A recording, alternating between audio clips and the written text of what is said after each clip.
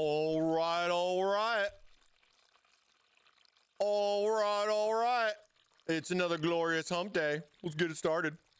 On a Wednesday morning, the week halfway through, feeling the hump day blues, not knowing what to do.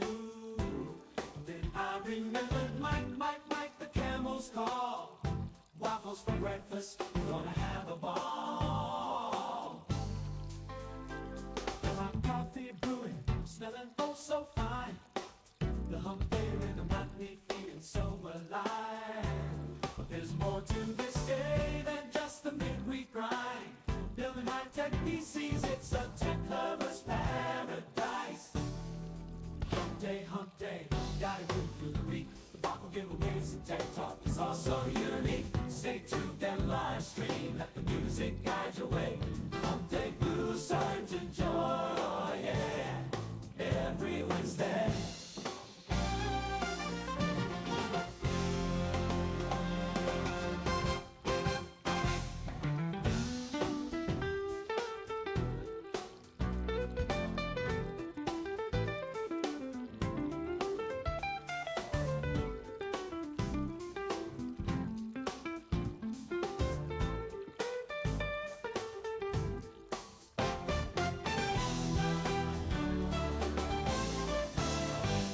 Day blues turn to joy, yeah, every Wednesday,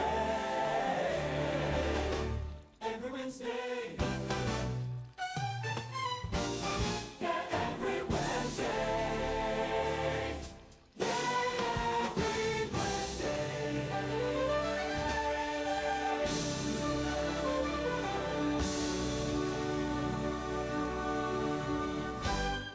All right, everybody. Middle of the week. It's Wednesday, baby. Middle of the Let's desert. go. Name's Mike. Waffle up if you got the stuff. Let's go. Yeah. Big hump, big bite. Name Mike. Sun bright, sand in my kicks, but I walk so light. Got a crate full of batter and my grill on high. Every Wednesday morning they line outside. They don't come for the coffee, they come for the ride. I'm the camel with the lettuce and the syrup on the side. It's hump day.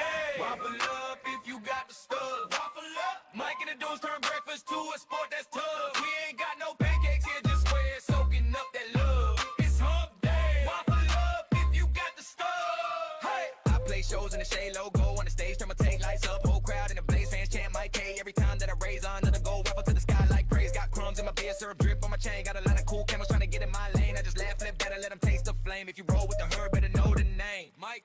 It's hump day. Waffle up if you got the stuff. Waffle up. Mike and the dudes turn breakfast to a sport that's tough. We ain't got no pancakes here, just square soaking up that love. It's hump day. Waffle up if you got the stuff. Left hump, right hump, throw your hands up. If you're riding midweek and you never tap out. Never. If your team waffle, let me hear you shout. Shout. Waffle up, that's what we about. It's hump day. Waffle up if you got the stuff. Waffle up. Mike and the dudes turn breakfast to a sport that's tough. We ain't got no pancakes here, just square soaking up that love. It's hump day. Waffle up if you got the stuff.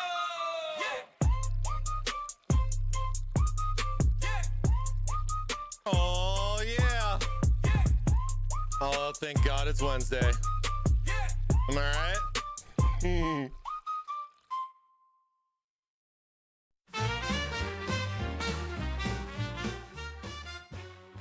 Camel struts on city street. What up?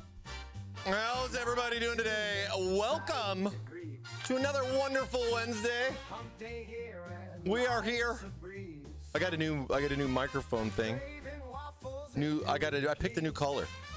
I don't know if I'm digging the orange just yet. I might. Wanted to get like a waffle colored one. I was trying to find one online. It'd be so cool if it was like a waffle coned kind of version. Traffic lights and crowded lane. Bam, bam, bam. How's everybody today? Welcome to Thermaltake Live. Hope you guys are all having a good one. We got a lot of fun stuff in store for you today, helping you break up your week here on a beautiful Wednesday. Get in on our weekly waffle. That's right, you know what it's all about. Exclamation mark waffle in the chat. Hope everybody's doing good. Great to see you guys. Oh, that's a great idea, Texas. Get a yellow one and do some like waffle airbrushing. Custom waffle. It's your mic, your way. Oh no, I'm gonna see what it's like. Dude, I've had the same one for like 5 years, man. Like this has been, I still have the other one too, you know what I mean? It's just like, I've seen so many people like different colors. I'm like, you know, I want to change the colors. I mean, kind of like our cases, right? I've looked at blue. The only downside is green's my favorite color, and you know, green screen doesn't go very well with green. It's hump day. It's hump day. Thank you so much. Thank you so much. Oh, man. Oh, so much going on, though. Got a good amount of updates. I mean, dude, Computex is like a little over a month away. I mean, it's coming up quick. We got a couple product launches that, you know, we're pushing out, you know, before the big day. And then we're going to have all, you know, tons of new stuff. Whatever happened to printed vinyl wrapping? I still think like vinyl wraps and everything are some stuff that I do still see out there. I think 3D printing took a lot of what people were doing wrapping things, right? Because now I see people like 3D printing like full, you know, stuff that you just stick on over everything. So it's kind of like the next level of vinyl wrappage. I mean, you look at hydro dipping, right? Remember when hydro dipping became like really popular? And then everybody was kind of like, oh, why put a sticker on it if you could hydro dip it? And then it's all got like a pattern and everything. I mean, we went through that, did some tests with that. I mean, it was pretty cool, but big cost, I would say, for something like that to produce, if that makes sense. You know, there's still some interesting stuff. I mean, I've been always looking, you know, at different things that are going on out in the market, right? You know, the way, you know, new trends, new things change and go around. It's pretty crazy. It's pretty crazy. All right, cool. That's working too. All right. Like a roller coaster with a lot of stuff. I mean, we've been focused on a lot of AIOs, but I know custom cooling will make its way back around. We hope. We can only hope, right? Yeah, it's Wednesday. We're hanging out. Today we got the Vision 330. We're going to be kicking off our AIO build in this gorgeous case, aka premium fish tank. If you got a fish tank that has edges, maybe you might want a nice seamless experience. And the Vision does bring that to you with a one-piece curved tempered glass panel. I love how it's even on like a swing door and everything, so it kind of makes some practical sense on how you take it on and off the case, if that makes sense. So we're gonna be diving into that. We've done like a full overview already of the Vision 330, but I figured we'll bring back and kind of refresh a little bit. That was probably about a month ago. We covered that case, you know, briefly because we had packs coming up and just didn't have time to do builds yet. So we're diving back in on the Vision, see what it's all about, and should be a lot of fun. AI, would be a good slogan for Computex. No, I personally will try my hardest to not say that two-letter word to just about any media that comes by. Oh, I mean, we have AI integration into software stuff, but it ain't no industry-changing, breathtaking stuff, but it is something, right? Just another option, you know what I mean? But I don't think it's, you know, everything when it comes to stuff like that. But I feel that there could be a middle ground, a little balance. I mean, it's fun to have a little bit of it, but you're not going to want to go all AI, right? You don't go full AI, if that makes sense. You don't go full AI, man. I can see media definitely goes like, dude, they went full AI. You just don't go full AI, bro. Oh, man. Oh man, it's so funny. It's so funny. You'll be the only one. No, never. I take. If anything, it's fun to mention that with these guys that come by, man. These amazing people. You don't want to be in Steve's next AI 4-minute montage rant? I know, right? Just little clips, and then there's one little, it's like that 2-second clip of me doing a video with him at Computex. It's Thermaltake, AI.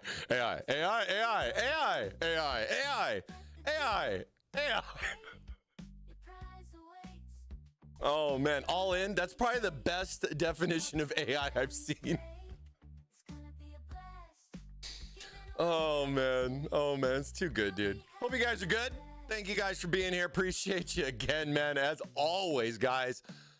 Seeing you guys waffling it up. Of course, we are live on both Twitch and over on YouTube. Choose wisely. Pick what you want to pick, but don't forget to waffle up, my friends. Don't forget to waffle up. We got some huge prizes we do each and every week. I mean, we've had some big wins lately with some AIOs, some powerful waffles coming some people's ways. You know what I mean? Pointing to right field, I hope I hit a waffle. All right. He's calling it, folks. He's calling it. Let's go. Let's go. Good luck to you. We live for RNG, right? We live for RNG. Ha ha ha ha, Mike. If I didn't know any better, it'd say you were trying to be a pirate. Aye.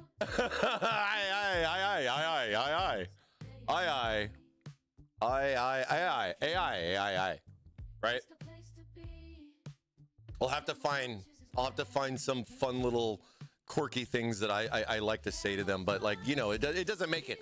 It doesn't make it on video, right? Like it doesn't. Those things don't. That's like the pregame. It's like the little pregame chant, little talk. I like it. Probably one of my favorite parts of my job is getting to just be like, oh hey, what's up? You get these big celebs coming through, especially that guy with the hair, the hair. You know what I mean? Should get a wig for like an interview or something like that. You know what I mean? I don't think I do good with long. I don't know. I've never really had long hair. Like I've had hair probably down to my shoulders in high school, but like I just, I don't have the fullness. I don't have that Head and Shoulders commercial style hair. I got more straight hair. I don't have the curly locks. No curly locks here. Isn't Computex coming soon? Anything you are expecting to see as the new trend for the industry? That's a great question, Pandora. I've seen a couple of things that have been going on. I mean, of course, I can't speak for much because we don't know which way they're gonna go with certain things. But like, what's like you could kind of sum it up to where do you see magnet fans going in the future, right? Is there going to be a new way to connect the fan? Is there going to be a new way for the cable? I mean, probably the newest stuff that I've seen is, the Gen 5 stuff. A lot of people talking about Gen 5, how to protect their cables. I mean, Asus did some great marketing promoting their connector. There's other connectors out from other companies too. So, there's a lot of stuff going on there with that Gen 5 connector. I guess they're just trying to tell you that it's safe, right? I guess that's probably the number one thing. And I can understand that from a GPU manufacturer's side of things, right? Red Max says the only problem with long hair is that you establish a brand around it and then start losing your hair, you lose your brand. You don't go full AI, man. You just don't go full AI. But it's true. It's true. Computex will be interesting. I think it's one of the bigger shows where you have like just huge amounts of big manufacturers there. I mean, us included.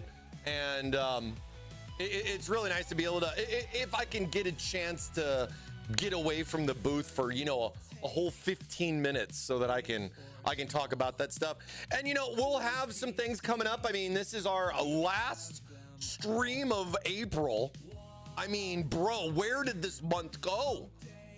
I mean, we're already jumping into May, one of my favorite months, Let's go, May babies. Let's go.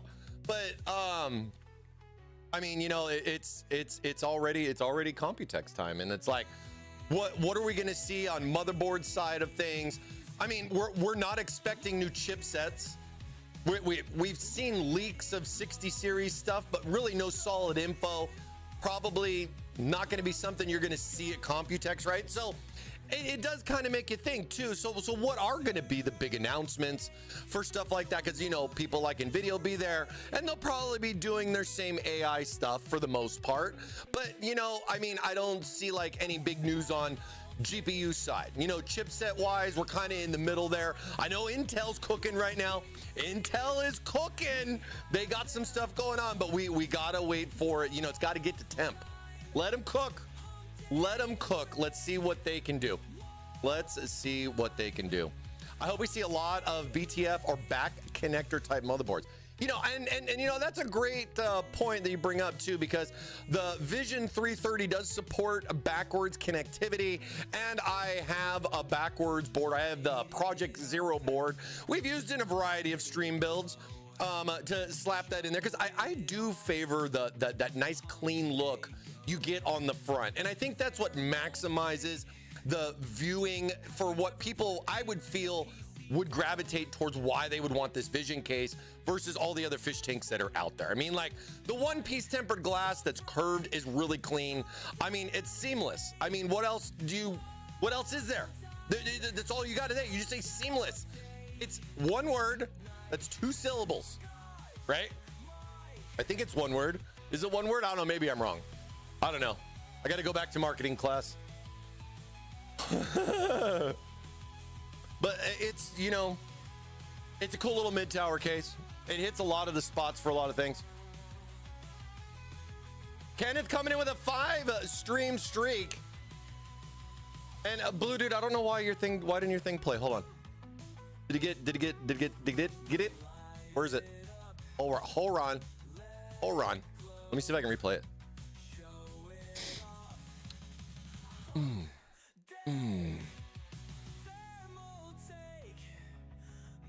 What does it say? It dropped. Oh, that's interesting. All right, let's replay it. See if this works.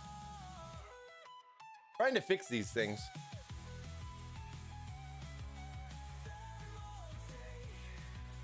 Drop to, okay, so, I guess it was, I don't know why it's a moderation. It's something didn't work. I don't know, if maybe because you spaced out NZXT, it probably thought it was something bad. Because it's not like I have that like banned or anything. I don't do that. He says, oh, okay, so I'm going old school, but would love to see this. Wait, hold on, let me go back. Let me see. Going old school, but would love to see this. But a long time ago, NZXT had a case called Project Snowblind. Dude, that was a really cool technology. And I thought one of the interesting things about Project Snowblind that they had going on is that they got this idea from like, what was it? It was a Japanese, like, soda machines or just vending machines in Japan, because they had that glass and then you could put your own thing on it. But see, I think the one thing, like a lot of other things out there, is that it got patented and then no one could do it. So then no one could do it. One company has the rights, and if they stop, it's dead, right? Could it come back? Absolutely. I honestly don't know where or what's going on, because that was a while ago, right? I mean, that was a good bit. That was a hot minute ago. Hey, doing pretty good, Master Killer. How about you, my friend? Happy hump day. Butter and syrup. Well, at least the good that Sound Alerts at least refunded you the points. I don't know why. That was weird that we played that though, but you know, I get it though, because I think that Snowblind thing was a really cool idea. I mean, there was some other companies that have been doing, you know, other stuff like that for panels. I mean, the 8-bit stuff, the retro style. I mean, I could see some more retro things going on.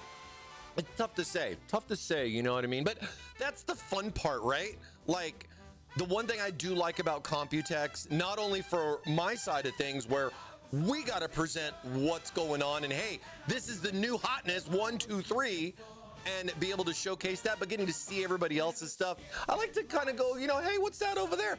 I mean, I as an enthusiast myself, I like to go venture and see the new motherboards, new things that they got going on out there for new components, get some new ideas for the live stream and everything. If it's something more themed, like it'd be interesting to see. I mean, I've definitely seen a big trend on themes, you know, different companies doing stuff like Miku. I mean, we've done it, Asus done it. I've seen Miku in a lot of different places, you know, just amongst other things, right? So a lot of fun stuff going on there. Thanks for the refund. Glad I saw the message. Yeah, no, I don't. That's got weird. It's weird. That is weird. Whatever. We're good. We're good. It's all good. Today we got our camel dressed up like Vision with his Vision 330. What? Where are we gonna be with this one? Are we gonna get canceled with this? Marvel's gonna come after me. I like the little mug too. Hump Day energy. Let's go. But yeah, gonna be pretty cool to see, you know, what's going on. Get to see all the fun peeps, you know, talk tech, talk shop, you know, and all that stuff and everything like that, you know. Speaking of Computex, when I come to see you, I hope to get another TT notebook. I filled up the last one with podcast notes. Nice. You know, those things are difficult because, you know, we don't really bring those with, you know, the flight and all the weight and everything like that. But we might have something at the booth, you know, but either way, stop by. What's up, PC Works? Humplander.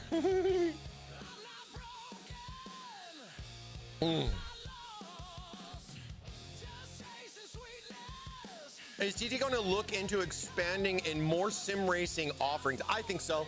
I definitely think so. I did not get it before, but I got an entry level 920 wheel for Forza Horizon 6. Yeah, because that just came out. So now I get it. It's almost as bad as headphones. Wish never touched it, because now I'm thinking about what the better gear would be like. And, you know, I think that was a big learning curve for me. You know, dealing with a plug and play style like steering wheel, you know, something clamped onto your desk, right? $300, you get the whole thing. You get the wheel, all that, the pedals and all that, and it just plugs in, syncs up, you know what I mean? Steam and all that stuff. Now, as I've kind of dabbled into the racing sim market and got to experience different wheels, different bases, and it's like, what's a base? What does that mean? And what, you know, different things. Like, are we talking about sub speakers in the back of my car? And it's like, no, we're talking about the torque on the wheel, right? And it really goes down a pretty deep rabbit hole. But then a lot of that stuff, you're not going to find plug and play anywhere. You have to configure every button, every setting, and you got to go within your limits, right? Or certain things can go wrong. And I think we got a good experience from PAX with a lot of that. I think having people come out to PAX East, we had, over 1,000, easily over 1,000 people came through and raced for 5 minutes over that weekend. And it was probably the best QA QC testing on a product that we have that I would ever have expected. To just see different people, young and old, you know, from the kids to grown adults, come through, race, and have their experience, you know, have an experience and try it out, right? And I think once you get a feel for that and you get to test that out, it makes a lot more sense to understand why the cost, because the cost does definitely go way up, right? I mean, some people were asking about like the motion systems and like, you know, like, oh, so that motion system, is that like 20 grand? And I'm like, bro, 20 grand? Like, so I would see people think about this a good bit and go like, man, 20 grand's a lot of money. I'm like, bro, it's $5,500. You know, it's not even 10 grand for that matter. And then that kind of got some people into like, oh, so I'm not looking to buy a car here, maybe a used car, right?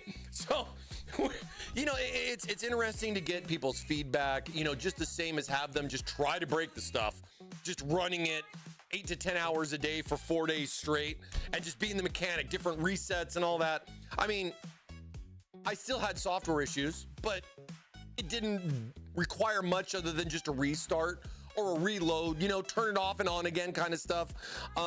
And, you know, I experienced that. And a lot of it was related to more or less game side things versus like hardware side of stuff. But, you know, it's different when you're at a convention and it's something that's going on versus you set this up and this is in your home and this is yours.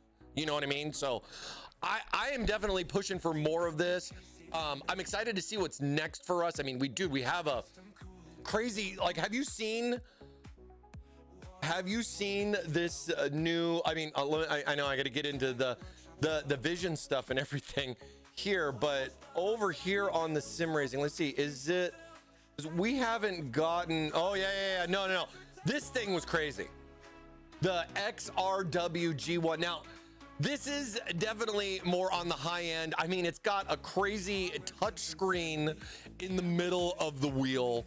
The wheel itself is a carbon fiber mold. It has a million buttons to do a million things. It's what you would expect, but at the same time, it's $2,200, right? And that price definitely jams you up. Now, this is on like the top end from what I'm seeing. You look out and you see some of the other companies that are sim exclusive, you will see stuff like this out there with them. So not to scare you, but to show you capabilities, right? As far as like where you could get to with that. And then, I mean, at the same time, you don't need a $1,400 pedal set, but oh my God, this thing makes such a difference. You have that brake is a wall. It's a brick wall, and you have to seriously press like you are in a race car to get that experience, that feedback, versus just those simple pedals that just feel effortless, don't have any type of load cell or just resistance in general, right? And especially with stuff like braking, when you're racing around some corners, it changes your experience completely. I've definitely been spoiled with it, setting up what we did for what we had at PAX East. I mean, but you have to try it. And I feel that's why we were very successful at PAX, because people got to try stuff that they more or less don't get an experience to try that anywhere else, right? You're gonna look at it on Amazon, you're gonna look at it on the website, but wouldn't you love to test drive first? I mean, that's why car dealerships exist. And it's like, I'm not saying we need to become a car dealership, but we got to try to find a happy middle with stuff like this. I'd love to talk and do a lot of demos with live streams with this. And I'm hoping we can get further along with more and more on that. I'd love to get some of the other stuff. I mean, it takes a while to get this stuff started, right? It takes a while to get this stuff started. But I mean, you want something simple? I mean, there are these ones that I've seen out on like TikTok and everything, $299, but then they don't tell you it doesn't come with the seat, and the seat's another $100. You know, we got $429 or $430 here for our entry level. Doesn't have or support the motion, but again, you know, you're looking at your price difference there from $779 for something that's like a complete cockpit that you could then add on all the crazy accessories after. If it's something like, you know, adding a new floor, you want to add little accessories like a keyboard thing, or if you want to go crazy with like the motion setup. The motion setup itself is probably the biggest change that I would see. I mean, any racing sim demo that I go to that doesn't move now, it's just kind of meh.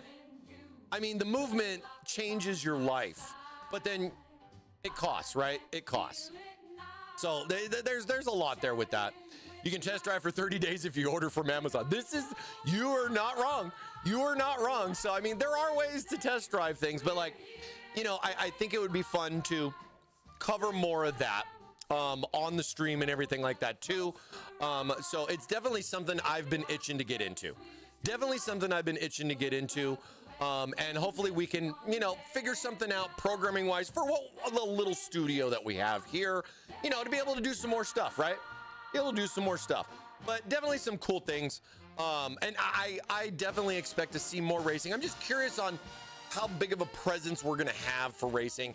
I'll try to be able to give you guys some kind of info. I mean, at least I can share with you on, like, you know, where we're gonna be, what days, what times, but you also have to understand too, we're on the other side of the planet at that point. So a lot of us here in the US, it's like 2 or 3 in the morning. So stuff like live streams don't work. I mean, you're going to be streaming to anybody but the US for the most part, except some diehards that are going to be up at that kind of a time. You know what I mean? Videos do make more sense, and we're definitely hoping to promote a good amount of videos to get them out there, kind of showcase some of the new stuff. So definitely expect a lot of that, not just necessarily from me, but from all of our key media that we'll be inviting out to come take a look at the cool booth that we got. But yeah, other than that, same bat time, same bat channel for what we're doing here at Thermaltake for Computex. So excited for it. Excited for it, but we still got some streams to get through and everything, you know? You never know. You never know. It's a lot of fun things. Do they sync with TTRGB Plus? I mean, there's not really like an RGB fan on the racing sim stuff. And to be fair, like when you're talking like that steering wheel, it has its own app. It has its own software where, you know, you can utilize that. But I don't want to get too into the sim stuff, but I mean, stuff like that. If you know about Sim Hub, which is a nice universal software, I mean, I've utilized that for this steering wheel just the same before that software even existed, or I got my grubby hands on. So there's a lot of other programs out there and a lot of other racing games too, you know, besides Assetto Corsa. But you know, it's growing on me, man. The modding, I think especially, is where a lot has changed for me from just the dry basic version of Assetto Corsa. It's very dry by itself, but the modding makes a lot of difference. And I think we can all relate with a lot of games that are out there. You know what I mean? I think we can all relate. Now, if you want to be able to have a good view, if you're racing, gaming, or just your everyday desktop PC, the Vision 330 brings you a seamless view with its cool tempered glass curved one-piece fun little side panel, but then it's also packing in a lot of other options. It's a dual chamber design, has backwards connectivity for motherboard support. But one thing very unique about the Vision 330, one thing that we've been talking about here, is that it comes with 6 fans. Most of our cases barely come with 3, let alone 2. And for this case to be coming with one of our latest fans that we just launched, it really does add on. Oh, I got I guess the picture there. Let me get there. There. It comes with 5 reverse fans and 1 exhaust fan in the back. But the point that is really making me think about this more is that you really only need to buy an AIO for this case. And the case is $100. The case is $100. And I think one of the things I've been noticing and I've been getting feedback to is that we're trying to make stuff more cost effective. It's not a $200 case. It's not even $159.99. You know what I mean? It's $100. And it comes with 6 fans. You know, not necessarily fans that everybody's going to want necessarily, but it's not like that cheap, simple, basic fan, no RGB, 3-pin, kind of yada, yada, yada stuff. I mean, these are decent fans. I mean, the one takeaway I would say with this is that you can get other fans with it.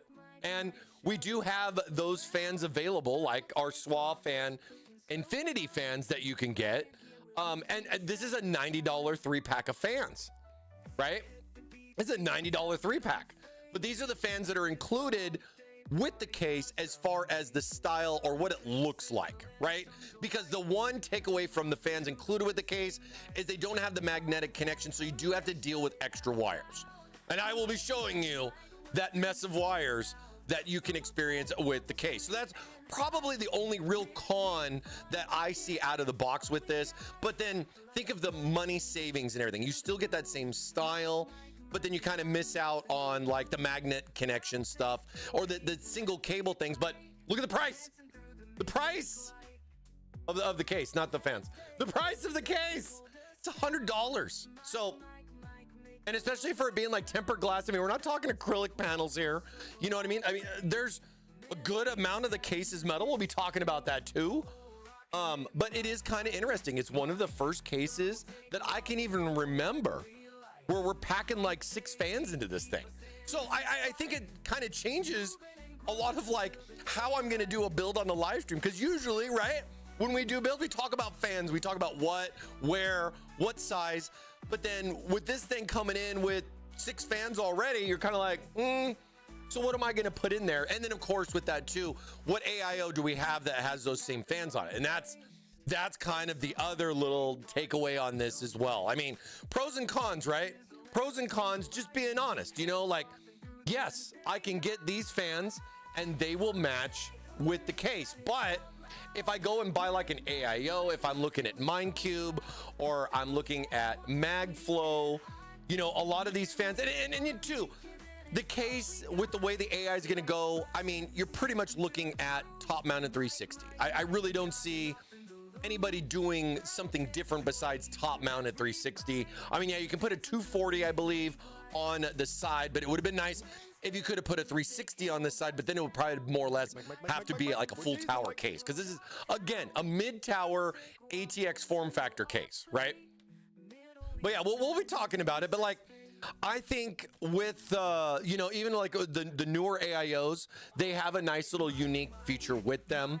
The fans, you may or may not see too much, but you're not going to be able to buy the AIO out of the box that has the same matching fans where it's like, I got to get this AIO, get this case, then I don't have to buy any fans, right? But I mean, it's true. You don't have to buy any fans because those top 3 fans, you're likely not going to see too often, but we do have a solution because we do sell the same style fan that you could buy if that's something you wanted to go with, right? Regardless of AIO, you can still get the fans to match. And then the best part is you're not buying 9 fans. You're not even buying 7. You really only need to buy 3. So stuff like that, I think could be a big win for somebody that's like, it doesn't matter, you know, just give me a little bit of light, but I don't need something too much. I just need the dang thing to cool, right? So options that are out there. You know?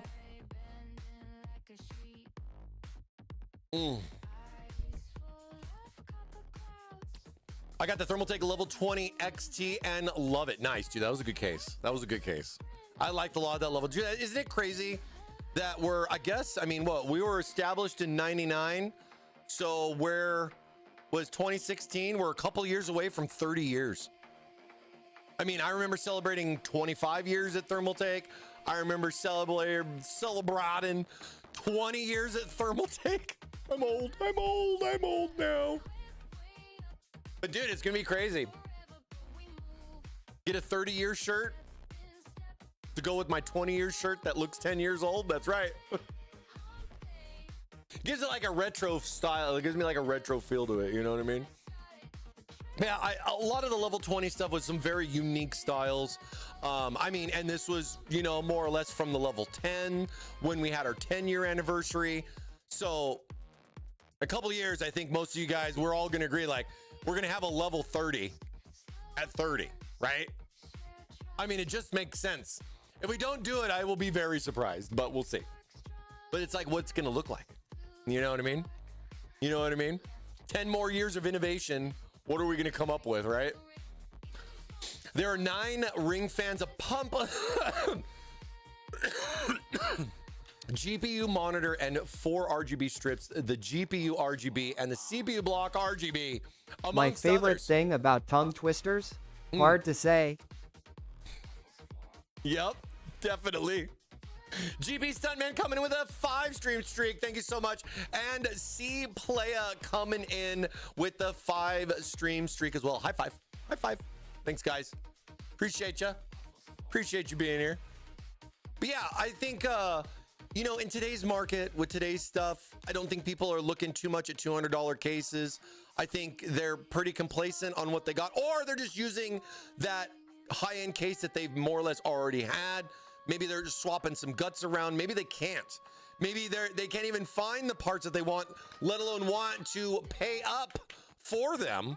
But, you know, hey, maybe you might want to refresh your look with some new fans, new case. You know, just change the cover of the book without changing the story. You know what I mean? They sell dust covers for a reason. Gray Sports Almanac. See? See? Ooh la la. That's where I'm at with this, man. I mean, I feel that people, and yeah, I watched Back to the Future over the weekend. I'm sorry. You know, the one thing that I thought was funny was that I'm going to be turning 47 this year. And I was watching Back to the Future. It was the end of the first one. I think it was the end of the first one or the second one. But they talk about when Marty goes back, or when Doc goes into the future and talks about what, like, you know, he's going to go 30 years into the future, claiming that Marty's 17 at the time. So if he's 17 at the time in Back to the Future 2, Marty's 47. So that I honestly, that was the thing. I've watched this movie like a million times, and I never thought that was it. And I'm gonna be like, oh, I'm gonna be 47. So, and then I'm looking at the year, and I'm like, wait a minute, we don't have flying cars yet. I feel old. But like, I thought that was a cool little thing. I was like, oh, you know what? That's pretty legit right there. Like, I did not know that, and I've watched that movie a million times. You know what I mean? I will upgrade all my fans to one that connects magnetically as soon as there's a 200 mil options. You know, I'm trying to think, how would we do like a 200 mil? I mean, you really only have 2 fans. So do you really need a magnetic connect for 2 fans? Because not like you do 3. And it's not like there's a case out. Dude, could you imagine if they just went like crazy, like super dual chamber, like just extra wide, where you could do like 2 200s on the bottom, 2 200s on the front, a 200 in the back, and at least 2 200s on the top, right? Like, could you imagine what a kind of how big a case like that would be? But then at the same time, you got to think too about airflow. Like, is it really gonna, I mean, at that point, you're looking at aesthetics, right? Guilty as charged here. I mean, with cases like the View 390, where we just eliminate the options for glass, you know, with glass on top, where I can't put fans in the most critical areas of a case, right? so I mean, is it possible? It's possible. It's possible. But again, I'm really kind of surprised I haven't seen like a case out there that looks like just, you know, 20 ring 20s, 200 mil fans, man. It'd be interesting to see if we have some 200 mil fans too for Computex. I'll definitely try to have some funny videos that I can do for you guys on that one, because I know you guys love it. I know you guys love it. But yeah, today we're going to get started on our View 330 mid tower case. So I hope you guys look for that. Don't forget, also get in on that Waffle. We got about 50 minutes left on our Waffle timer, as you can see, as I try to not put it in the white text on the background. But yeah, you get me. So we be starting our build there in that one. With that, I got our new GF3. This is an 850 watt. I mean, we make these in other wattage options. You can definitely check out the 1000 watt as well. I got the 850 here on the table. I have it in the snow color. It also comes in black. There we go. Also comes in black with a blue, or it's more of a future dusk fan. It's a FDF. It has an FDF fan, but it's basically the same thing. And I'm a big fan of the GF3s. I think the GF3's been probably my favorite power supply out of the mix of all the different versions. I mean, this is basically just an updated version of the 3.0 to 3.1, 5.0, 5.1. I mean, a lot of that, you guys know, was just a cable change, not necessarily too much of an interior component change from that 5.0 to 5.1 with the cable. It's got the new like matcha color on it and everything. And yeah, I got it here. We're gonna be slapping that in. But yeah, I thought this was a little interesting. Not going RGB on the fans, but just adding a little bit of color. And why they went with brown for this one and future dusk for the, I can't answer that question. Maybe you'll like it, maybe you won't. Either way, I don't think you're gonna see it too much. And that's why I'm kind of glad there's no RGB on it, because it's just kind of like going a little too far, you know what I mean? We're going to get that inevitable 600 millimeter rad with triple 200 mil fans. Dude, the PC will start levitating on our desks. You know what I mean? Maybe that will be the next thing with magnets, right? Is they're gonna put like some kind of magnetic base, or just have it all metal bottom. I mean, most cases for the fact our bottom's metal anyway. And then do like, you know, a little nitrogen thing like they do for the skateboard, Back to the Future. You know what I mean? It just can levitate there on your desk. It'd be kind of cool. Well, we'll probably get that eventually, right? We'll probably get that eventually. I mean, I'm not sure. Will we need it though? I don't know. They'll probably have some marketing on it saying that elevate your build for more airflow from underneath. You want to call it side? There you go. There you go. Levitating cases. We'll call it the levitator. Levitate this. I love talking to you guys about random stuff. It breaks up my week. Oh, it breaks up yours too. It's some fun stuff, you know? You can keep the smaller cases like bigger cases, so I don't worry so much about the rat's nest in the back.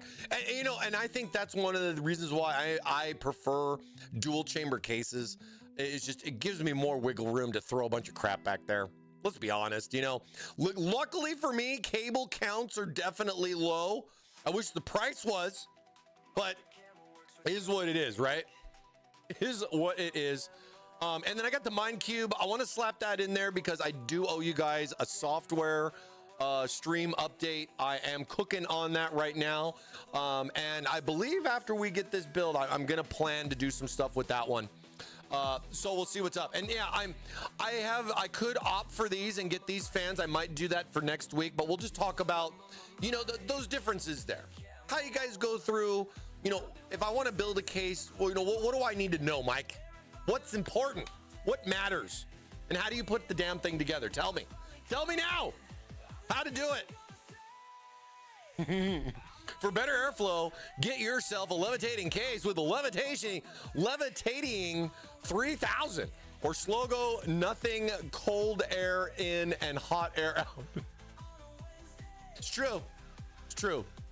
I mean, there's a lot of fun little marketing slogans and stuff like that there, you know what I mean? A lot of fun little stuff. Oh, and then, you know, last but not least, I mean, we do keep a lot of all of our live streams are over on YouTube, because I know like Twitch drops out a good amount of stuff over, you know what, after 90 days. I mean, even for I don't know if like, because we're, as an affiliate, we get 90 days, but you know, Twitch stuff doesn't stay forever. But that's one of the things I like about YouTube. We've been streaming on YouTube for 2 years now, and there is 2 years of content in here. If you guys ever want to look back on something, you know, maybe check out a funny this or that, or you want to go back and take a look at some giveaways. But you know, like if it's TR100, if you guys want to know about the Tower 600, we did that back in the day. Just about every case that we have launched, we have done a live stream build on. So you guys can always come back and take a look. And, you know, if you want to see about something specific, you could jump right to that. I mean, even the Vision build itself right here, we did this, about a month ago. And we did a blind build on that one. We opened the box. I mean, I had no time, just came in literally like the day before. And I'm like, let's do it. Let's just do a blind one. We'll just put it together, or we'll take it apart, not put it together, but take it apart and talk about it without even really looking at much, you know what I mean? Give you guys that sneak peek. And then of course we did the travel cases with the TR200, even some, you know, fun little coverage from PAX and everything like that. So yeah, it's a good stuff. You know, we'll do the same thing with Computex after Computex is over. I'm loving my Vision Camel right now, dude. He is banging, dude. This is great. Vision is the future. Vision is the future. I can't believe how good it can get from just text and a picture of a case. The only thing that I gotta give for AI that they didn't do, the one thing I guess that even matters when you talk about this case, is it still broke up the glass into multiple plates. Like AI was like, no, that can't be a one-piece curved glass. You gotta have a line right there. And it's like, I didn't have a line. There was no line in the picture, AI. There was no line in there. But I should probably make maybe I'd make the microphone blue now, or red, orange. I don't know. I might buy another color. I don't know. We'll see what's up. All right.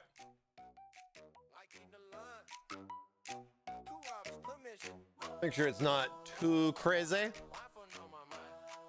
400 mil wouldn't add too much. That's cool. I would do a 400 mil rad on my level 20 if I did. Yeah, dude, like, and I mean, we've tested a lot of that stuff, right? We've gone through like rad testing, fan testing. Man, I swear, we launched some new custom cooling stuff. We're gonna dive in hard. If it's new rads or, you know, new stuff, like I'm not talking fittings and tubing and stuff like that, right? But new blocks, new rads, you know, new stuff. Definitely want to get back to bending, man. 100%. 100%. Dude, why is that Amazon Prime thing just spamming? I gotta make a note. I gotta make a note of that and be like, dude, Amazon Prime, like, chill. Why are you telling me? Like, so, all right, little accessories. Okay, all right. Now I want a curved rad. Now, see, that's the stuff I'm talking about right there, right? How could you curve a rad? That would change case design completely. Moo, by the way, coming in with the 110 moos. Holy moo, 110 moos in a row. That's wild, my friend. Thank you so much, dude. Moo, back to you. 110 streams in a row, dude.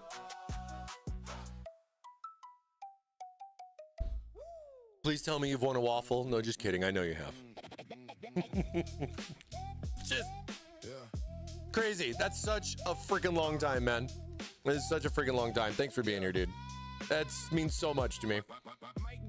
200 mils on rads isn't great, but 200 mil fans are the 28-inch rims of computers. This is true, good. This is very true. This is very true. I removed the glass panel on my level 20 XT, though, due to it making the fans completely useless. Launching like the Core P series, I got that comment a lot. You know? I mean, you're gonna launch a case and say, oh no, you only need 3 fans for the rad. Everything else is open. And they're like, well, what are we gonna do? Are we gonna put a box fan blowing on it? And then I'm like, no, you don't need to, because it's just, your heat is, you know, it's not in a box. You know what I mean? Has one more waffles than I have. LOL box. Oh no. Oh my gosh. Oh my gosh, dude, that's funny. On my level 20 GT, I remounted the front glass with plastic washers to push it out a little for better airflow. That's interesting. Like, I remember with, what was it? The View 71 glass top, right? Had the glass top. I did a full custom build in it, but the one thing I didn't like was that glass was just really close on like the top of the rad, right? So when you took the glass panel off and it had those little 4 mounts, I did something similar with some washers to just gap it out a little bit, to just get a little bit more exhaust out of there. And it worked really good. Worked really good. I was quite impressed with it, to be fair. You know what I mean? Just little things like that. I did that with a View 71 based on your recommendation. Yeah, dude, that was a fun build. That was a fun build. I did something similar in the View 51, but it was more with the rad mount because that one didn't have a glass top. But I did the same kind of thing with the View 51. It's just certain little things that I'm like, you know what? I got a little bit of room here to kind of play around with this. And it was... Did it make a 10C difference? No. But it gave me just a little bit of fun to kind of mod a little bit and play around with it. But it did improve my airflow, which was something I was looking for. I mean, because, you know, like something like 4 or 5C can really make a difference on, you know, where you're at. And I think a lot of that has to do too with, like, you know, are you custom cooled versus AIO or air cooled for that matter? Got the lizard on a Wednesday.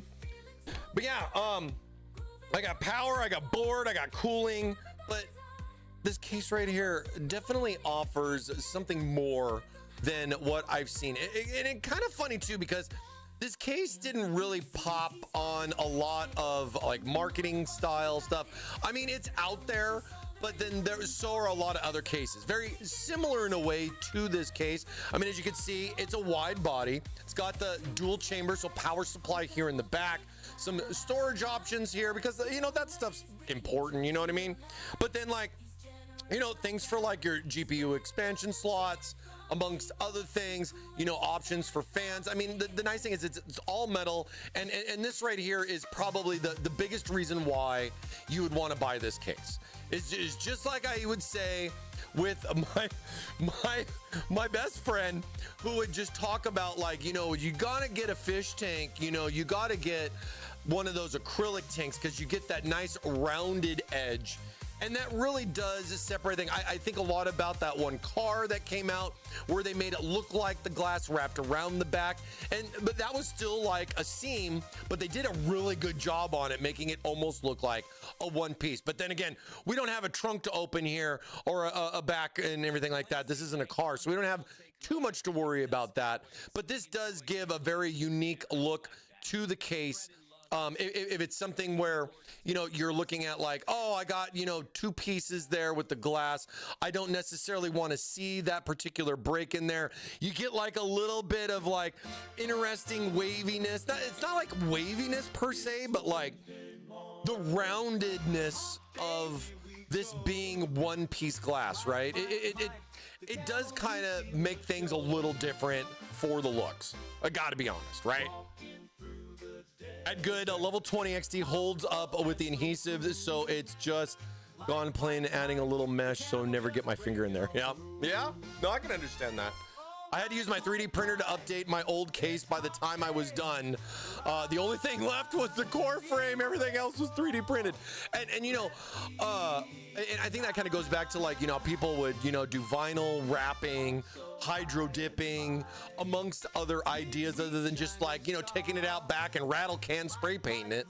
You know, a lot of stuff has really changed with like the 3D printing thing, because now you could put like your own panel and make it just turn it into a monster, turn it into a fantasy world, turn it into a robot, turn it into a waffle.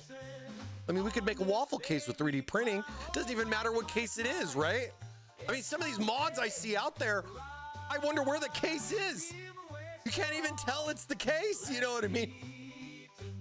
Not everybody, but definitely some. I just go like, well, it's a cool mod if it was a scratch build mod. But like, where's the case? I mean, oh, we saved the front panel. We saved the front panel. It's right there. You know what I mean? Or like, oh, yeah. The AIO. We cut the back panel out, but we put it on the bottom. Your mod, your way.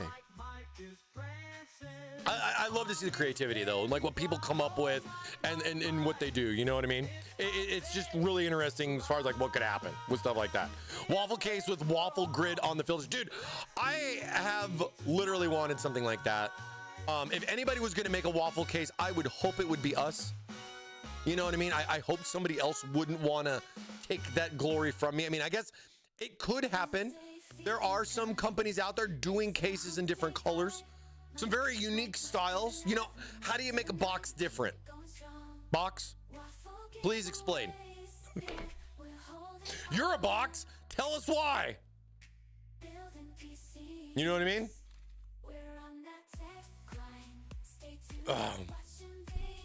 And dude, Tom, that would be a cool idea, right? Because if we were gonna make like a waffle case, I would want like a video where it looks like we stamped the case with the giant waffle tell iron. us about your ultimate dream waffle recipe.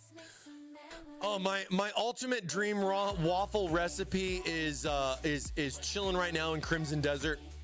Chilling right now in Crimson Desert. I use the food a lot of the times. You know, I gotta say, that game, being able to ride a camel around, for me, was probably the funnest experience I had in late game. I was like, I saw a dead camel, it made me cry.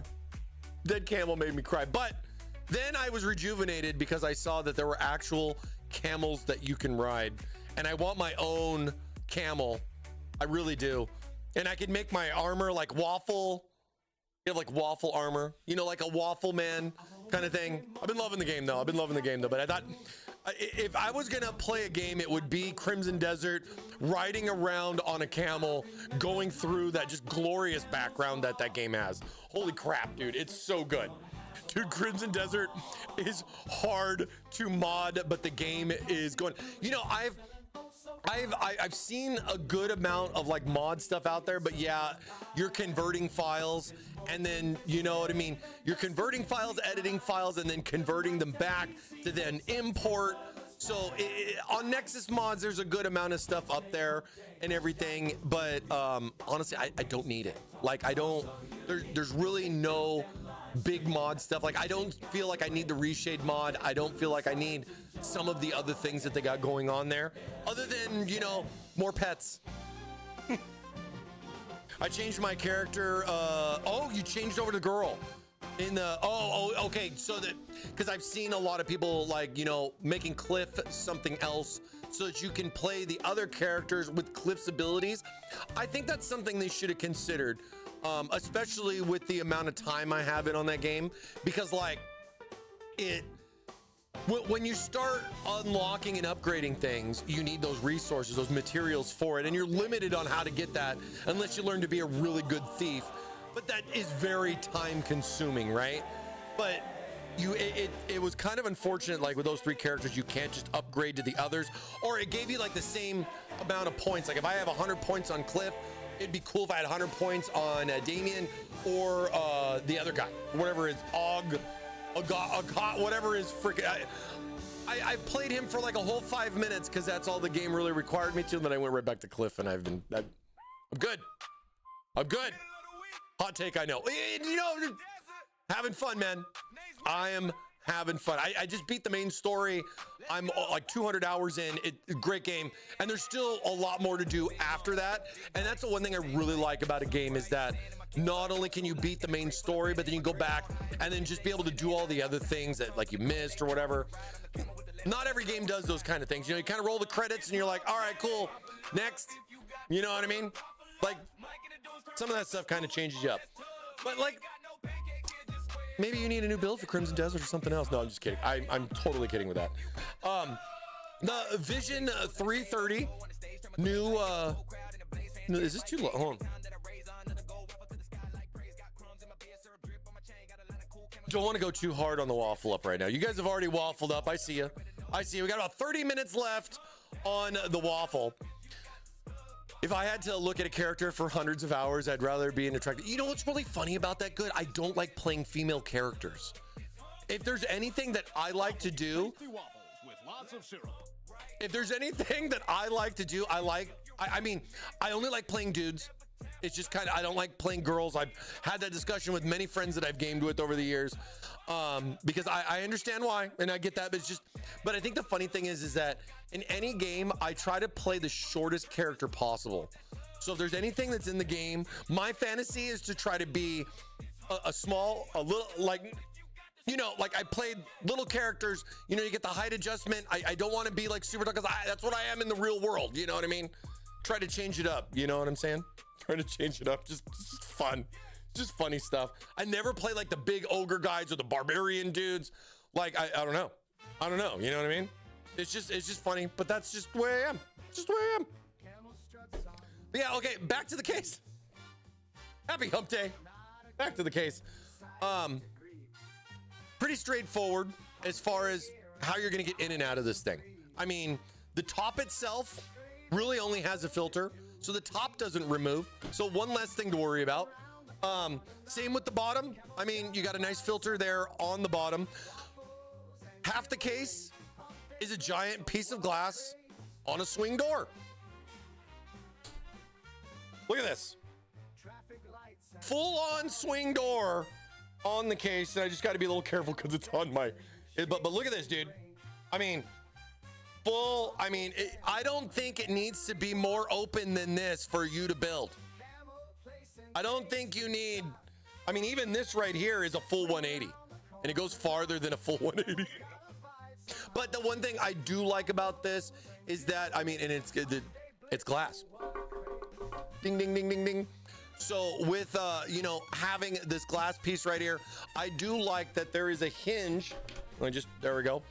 To pop this off, and I love this. It's real easy. Slide it out of the case, slip it up and off. I can take this, put it off to the side while I'm doing my builds, or if it's something where I'm just trying to do maintenance. If I'm gonna clean it, it's nice that this can just come out. I can just all the glass cleaner I can think of and clean this cool piece of tempered glass. We've only done this a couple times. You guys probably saw the P3 curved glass that we did a while back, and that was where the glass was kind of like this, and then that went over the front of the P3. Some people turned it sideways because, it had the 4 posts there, and you could kind of do some fun stuff there with that. Then, of course, we had the View 390, and the 390 is basically just curved glass, but it's this way, not this way. So we just kind of took that and just rotated it and everything, and then just put it towards the front of the glass versus on the top. I mean, but then, you know, the 390 gives you some very unique skylight type of views. I mean, it is a view case after all, taking the view. I mean, come on, let's be honest. But you know, there's a lot of takeaway with that. I mean, when you look at where that one doesn't offer fan options on the top, where this one doesn't offer fan options on the front, what makes better sense? What feels better for you? I kind of feel that this way, this kind of style works better for me because this is some critical airflow options that I feel like I need. This is usually where I'm going to put my radiator because not necessarily going to run air cooling too much, if any. It's just me, personal opinion. But like, I like to be able to put my exhaust out the top. I mean, hey, just how a lot of things work, right? You can put a rad on the side next to where the motherboard goes, but you are limited to a 240. So like I was saying, if I could go up to like a 360 on the side of the motherboard, that might give me some cool options for fans on the top just for airflow, because the AIO on the side next to the motherboard does make some good sense for me. I don't see too many challenges with temperatures on the side versus on the top. I feel both of those go hand in hand. Either way, you're going to be fine. It's going to be marginal. And put the glass over there so I don't kick it and run it over, you know what I mean? To be honest, pretty much the same with mods I built in. If you want an amazing Fallout 4 experience for free, look up Fallout London. It's insane. Oh, okay. And London is basically the newest Fallout game experience. Really? I heard about it, but I hadn't really looked into it, man. I've had Crimson Desert on the brain, you know what I mean? Just a little bit. Sucks gravity. It makes AIO on the bottom a bad idea. True. But at the same time, I wouldn't want the thing that is going to be dissipating my heat to be at the foundation of anything that I do. So I kind of feel like, I mean, yes, I understand campfires are on the ground, but then the heat from the campfire, you know, you can't think of it like a campfire case. That makes any sense at all. Probably makes zero sense to anybody, but that's fine. It's Wednesday. You know what I mean? We're just talking gibberish at this point.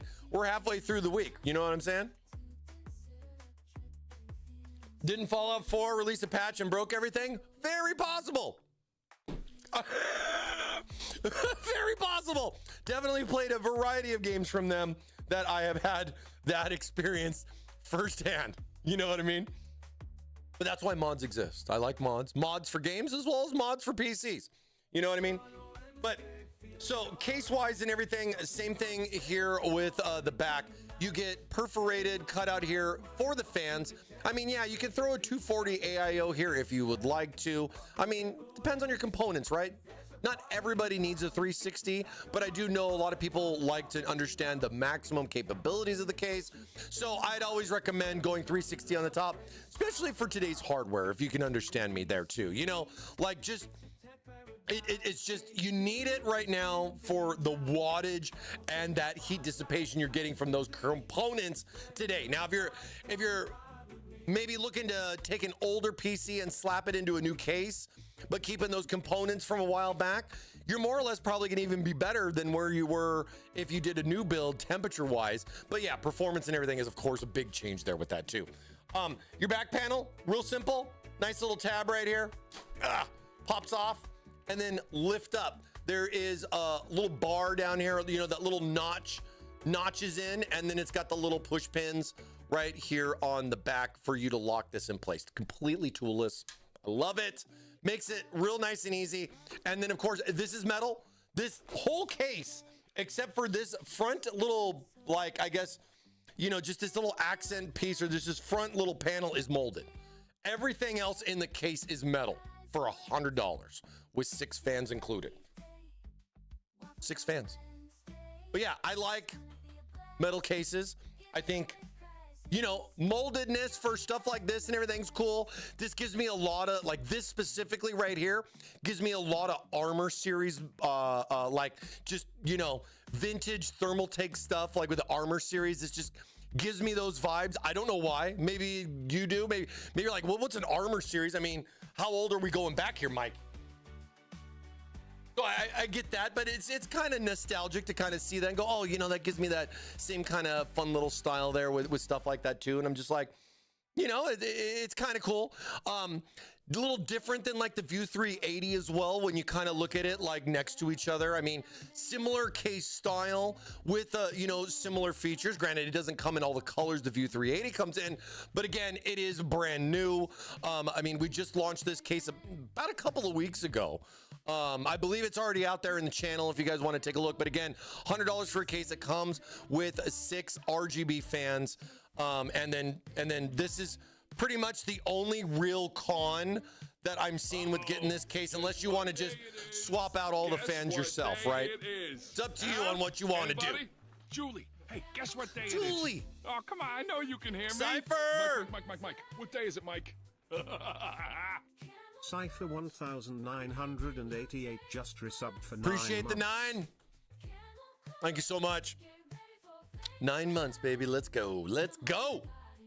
But yeah, this is my only real con with the case is that the fans that are coming are going to just be daisy chain linkable fans. But that might not matter to a lot of people when you're looking at a case for $100 that comes with 6 fans. Now, with those 6 fans, mind you, you have to understand that the fans need to make sense. Well, one of the things nice about these fans, and I will confirm too that they don't come with swappable blades to swap these ones particularly around, but the bottom 3 fans and the 2 side fans do come in as intake. So these will be intake fans here on the side as well as along the bottom, and then you get 1 exhaust fan out the back. So ideally, if you're gonna grab your AIO, and you have your other 3 fans, you're gonna be mounting this up on the top part of the case like so.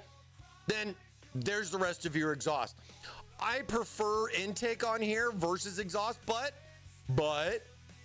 as I've kind of played around with some of the other cases that we've had, I mean, if you're gonna go with your own fans, maybe not necessarily this case, but a case similar like this, I've been really interested more and more on having an intake and an exhaust fan and kind of mixing and matching here on the side.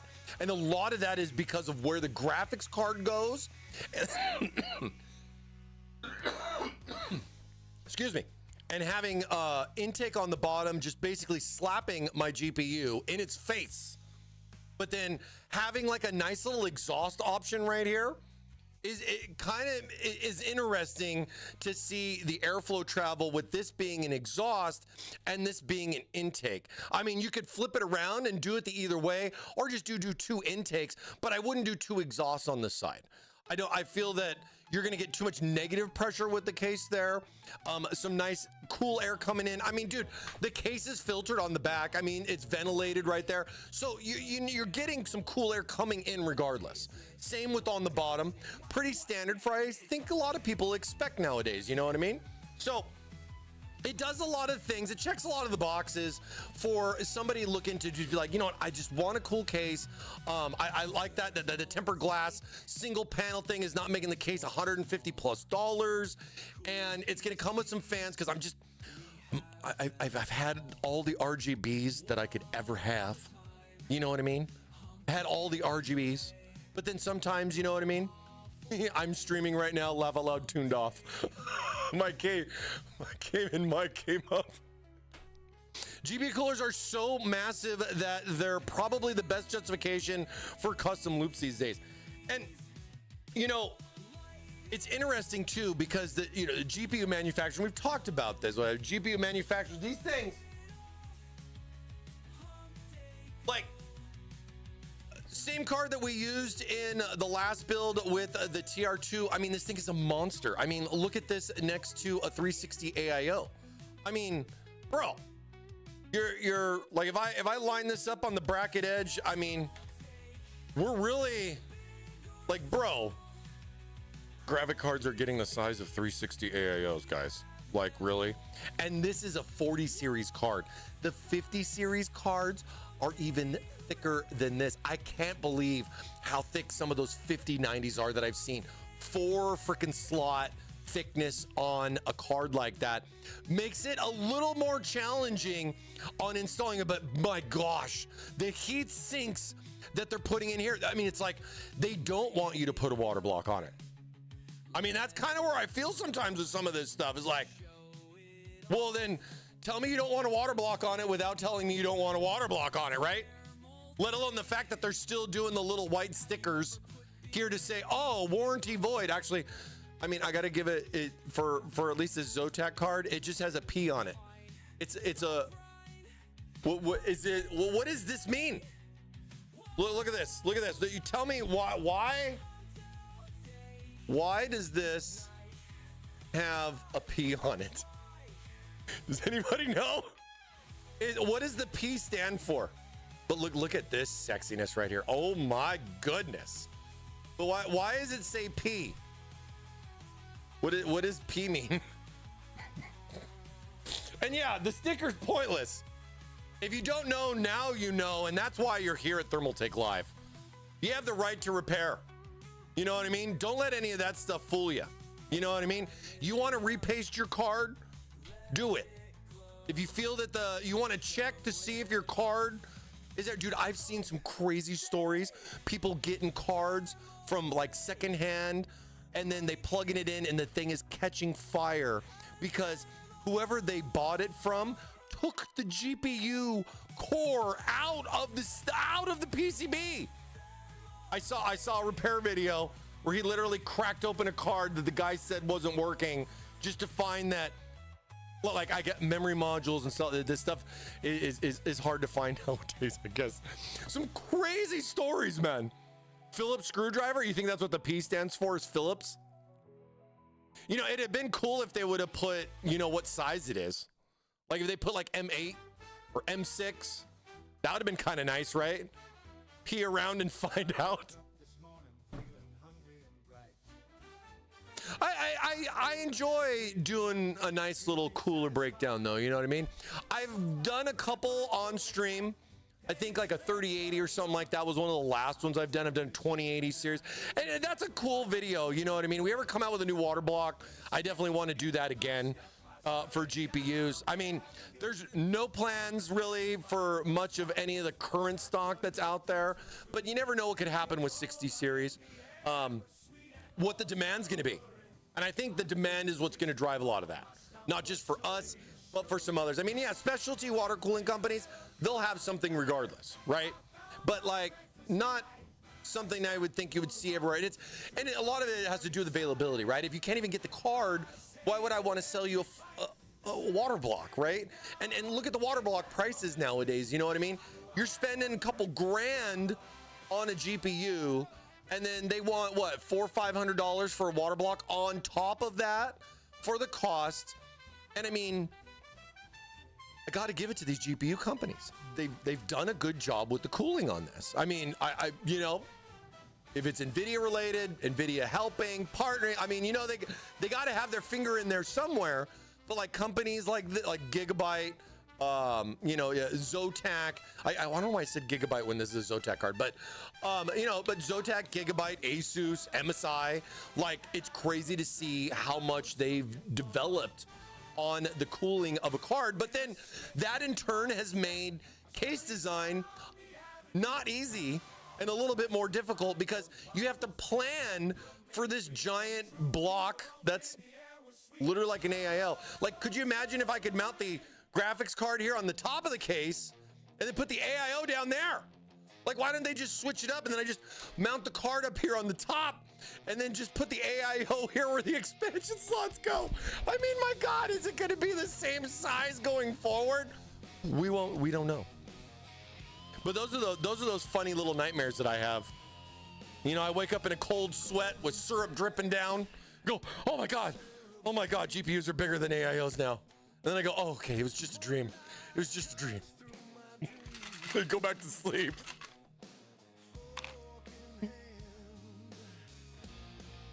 And I guess P is for Phillips would probably be the only thing that would make sense. Am I right?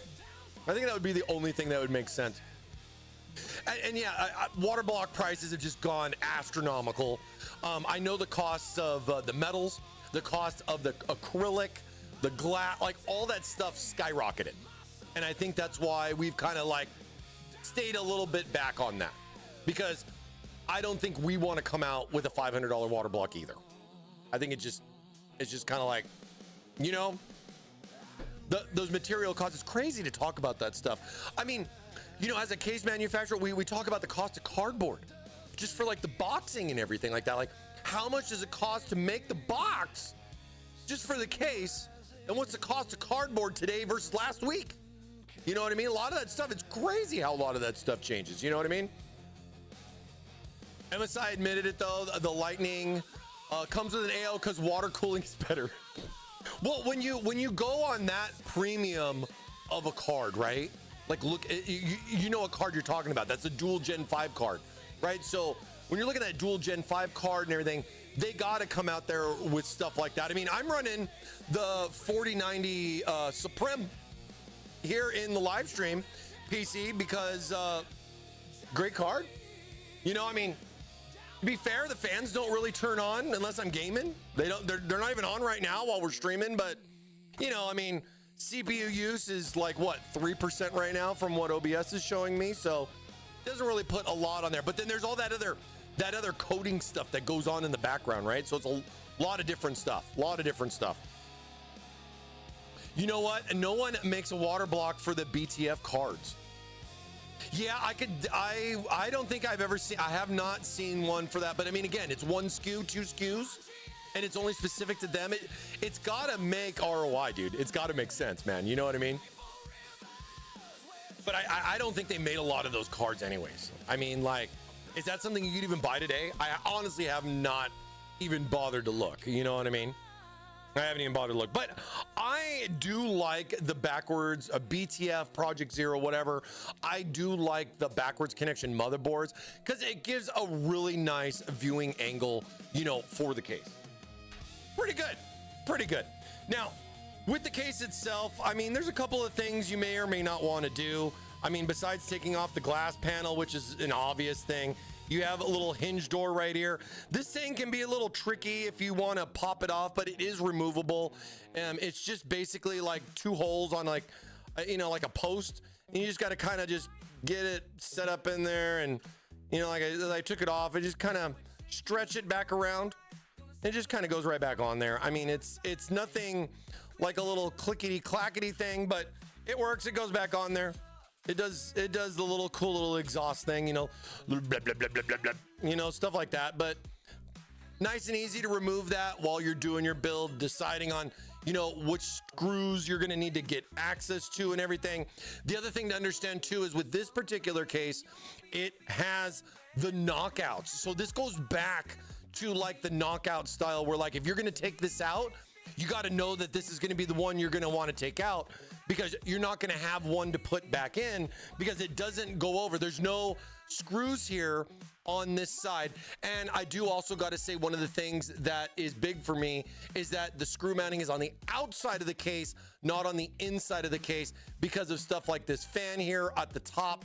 It gets in my way. I don't want that on the inside. So I do like how that's on the outside. And then you got a nice little cover to clean it up, right?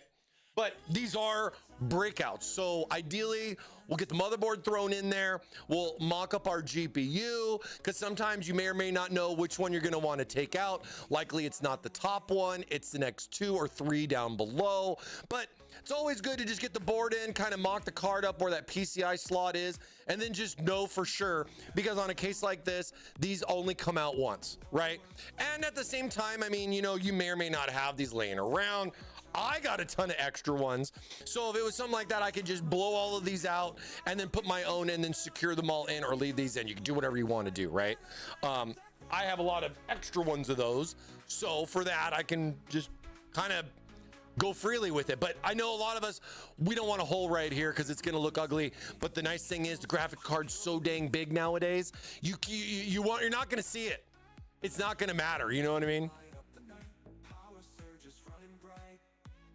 Oh, that's classified Nico's EVGA. Oh, rip. Did any cases ever bother with a 3-slot vertical mount? I know like the level 20 GT did, you do the whole PC. Yeah, because when we first started doing vertical mounting, it was a 2-slot deal only. We did it where we had like a hybrid where you'd get both this and then a little 2-slot next to it, made the case a little bit wider. But the sad part is it was a 2-slot, and it really only kind of worked for like if you're water blocking a card, because ideally if you kept the air cooler on there, it was literally right up against the glass. And then that kind of just killed a lot of the airflow. But if you were water blocked, it didn't really matter, and it made a beautiful showpiece for a case like that. That was done like what, 6-7 years ago? So, you know, those were kind of the things that we started seeing back in the day with vertical GPU mounting really kind of taking off and being like some of the first experiences where like, I remember talking to companies, man, and they're like, do you want to see this or do you want to see this, GPU manufacturer? Because you can go this way with everybody else's case, but you can go this way with Thermaltake. And that really inspired a lot, because these guys spent a lot of money on these coolers for you to literally just look at this part. You know what I mean?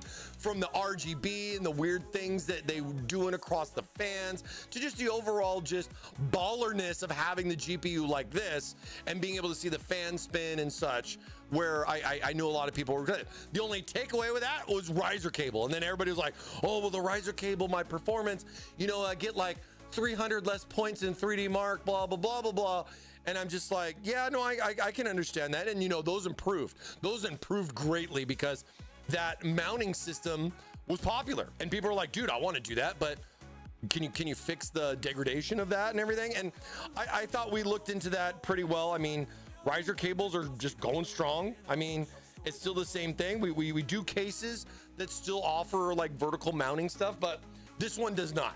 This one does not have that, or you would see the a different style back here that would have like 4 screws to remove this, rotate it, and pop it back in, right? But yeah, only real thing you're gonna have to manage, I think, a good bit is the cables. And I mean, a lot of them, the nice thing is they're all pre-plugged in, so they're all kind of daisy chained already. Like a lot of this stuff for my PWMs are all connected up, but you got to fish through a good little bit of it, right? And I think the one thing you want to consider when you're doing your just first couple of components in here, because likely, you know, we would put fans in, or maybe we would put the fans in after we put the board in, because we want to be able to plug those little connections in down there. So let's see how the experience goes with this case, where it has so many fans already pre-installed that they're more or less going to be in our way. But I mean, it's not like you can't take them out either. You know what I mean? So it's not like it's they're not molded to the case. They're not glued in. They're not soldered to the case per se. So you can definitely do what you want to do. But just remember that these are intake only, as well as the ones over here on the side. And they sadly do not come with the reversible blades. Now, if you want something that's going to be able to give you those kinds of options, we sell the same looking fan with the magnetic connections, and you get the extra blades. But of course, that's an added cost, right? That's an added cost. Worst part about a vertical mounting is you basically have to take the entire thing apart to like add an NVMe. I've been there, and I will tell you that rotatable. No, what I'm trying to think. Rotary fittings are your friend when it comes to changing your M.2 without having to drain your loop. I've been able to squeeze one back in there, but it was not easy. You know what I mean? And I was not using a screwdriver. I was literally just using the bit, and I was sitting there with my fingers doing it. It was tedious. It took me probably like 15 minutes, but I didn't have to drain the loop. And I'm still sitting there going, you know what? If I would have drained the loop, it might have been faster, but then I would have had to have disconnected things, paper towels, like, you know. So it's a give and a take, right? It's a give and a take. But that's custom cooling for you. If it was easy, everybody would do it, right? It is a mission, though. It's definitely a mission, man. 100%. We are less than 5 minutes away on the Waffle. We're going to go into a little bit of Waffle overtime, but just giving you guys that like 2-minute warning that you need to waffle up or you're going to miss out, okay? So make sure you guys get in on that Waffle. We are coming up to giveaway time here very, very soon. Very soon. Okay, so all right, I got to get these things out too. So little accessory bag that comes with the case. Again, nothing too crazy. $100 case. I mean, don't expect a box with a little note in there that says thank you for your purchase. You know what I mean? We're gonna just try to save you a couple extra bucks there on a case, especially something newer. Offers stuff like backwards connectivity options, as well as it just being in a nice dual chamber. You know what I mean? Nice little options where you'll get some of these extra clips. These little things can come in handy. These little extra clips right here in case if these things ever would break. Because I mean, granted, you don't need clips here on this side as much, but for the back panel, sorry motherboard, for the back panel over here, hey, those things, if it does break, you get a couple in the box, and I think that's awesome. I mean, it's just like kind of like certain things, you know, when you like buy furniture and they give you at least one extra in case something goes wrong. Doesn't that make you feel better than going like, oh my god, they gave me the exact amount, if something goes wrong, I'm screwed? I have to just stop right here where I'm at. You know what I mean? Is it overtime if it happens every week? Well, you know what? I'm going to make the waffle longer then. I'm going to make the waffle. It's kind of like a time check for me to get my ass going because I've been sitting here talking for the last hour and a half about everything else but what I'm supposed to be doing. But that's Wednesday for you. I like to break it up. You know what I mean? It's fun to talk with you guys. You guys make my week every Wednesday, man. You know what I mean? If Intel's LGA 1954 CPUs take the performance crown back, I'll finally decommission my 12900K. Okay. I'm really curious to see. Let Intel cook. Let them cook. Let's see what they're going to do. You know what I mean? But again, if you're dealing with backwards boards, mind the fingers because all the connections, all the little pins, especially down here on the bottom, can grab your finger pretty good. So definitely be a little careful on stuff like that. But let's kind of disregard the wiring at the moment. And let's find our screws for the motherboard. You know, maybe we should just say no more waffle overtime. Just, you know, that's it. It's done. You didn't get in? Too bad. I don't know. I just like being nice. I want everybody to join. You know what I mean? Maybe I need to be a stricter waffle. Maybe I need to be a stricter waffle. But then, you know, you got that one guy that comes and goes, oh man, I just missed it. And I feel bad. No waffle for you. No waffle for you. True. I get it. Everybody's like, dude, man, Mike, come on, man. My chances. My chances. All right, 2, 4, 6. Who do we appreciate? 8, 9. Oh, yeah, there we go. Okay. Let's see what we got cooking here. Get my camera action squared up so we can get everything in view for you guys. And then we'll waffle. Giveaways are closed. Should we reopen the giveaways? Type 1 if you would like others to join, or type 2 if you think we should stay closed. I'm curious what you guys think. I want to see how greedy you are. See, look. He typed out 2.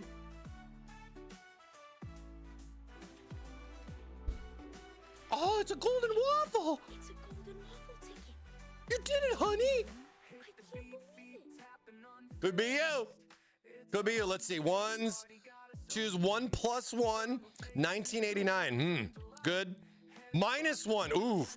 Take waffles away from people? Gosh, man. Savage. You want to take waffles away? So everybody that typed 2 has been disqualified. I'm just kidding. Oh man, here. Oh, let's gotta hide those cables. I don't want you to see that. Don't look at that. Look, it's beautiful. It's beautiful. All right. So again, motherboard. Chippy was only able to raise one hand. Monster. Yep. It's tough out there in Chippy land. So we just got to mind these little cables right here for this fan because it's already installed.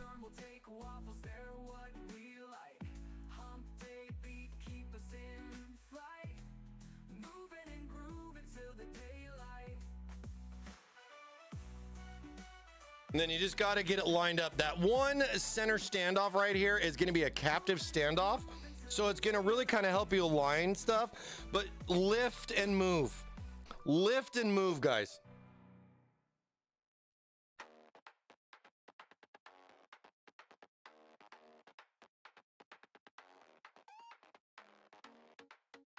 Sometimes it can be a little tricky with the AIO shield.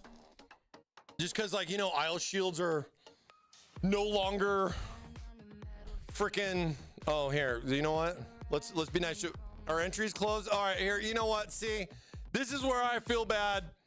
This is where I feel bad. Let's just. We'll give him a couple minutes, guys. Give him a couple minutes. If you didn't get in, Mike. What day is it, Mike? I'm not gonna give him too long though. Okay? We're gonna make him sweat a little bit. If you didn't get in on that waffle, that's on you, right? Let him sweat a little on it.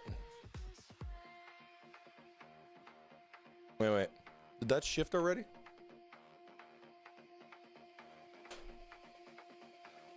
Oh, that one you gotta get. Kind of like those other motherboards where it like gave you a little pressure, you know? Sorry, I totally bonked the camera. Whoops. There we go. I like to go middle and then I go corner to corner, trying not to drop screws. Now, here's what I wanted to show you guys. So think about this. You're like, oh man, I bought this case and I got my motherboard and I went to go put the motherboard in. You know, I didn't think anything of it. I was like, all right, this is gonna go in easy. I don't have to worry about this stuff and everything like that. And I'm just like, oh, now I've kind of run into a little bit of a problem. Look at the case. Now, these guys are easy, right?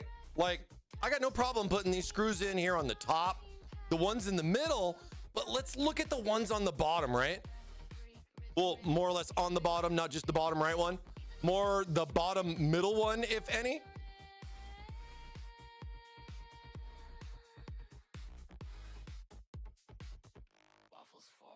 Let's just get a couple of these in here, and then we're gonna waffle it up.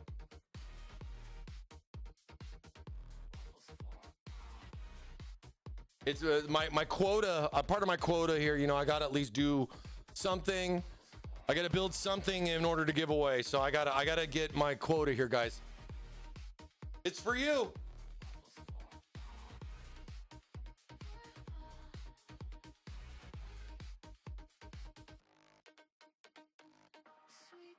Bend the pins, not the tubes. What?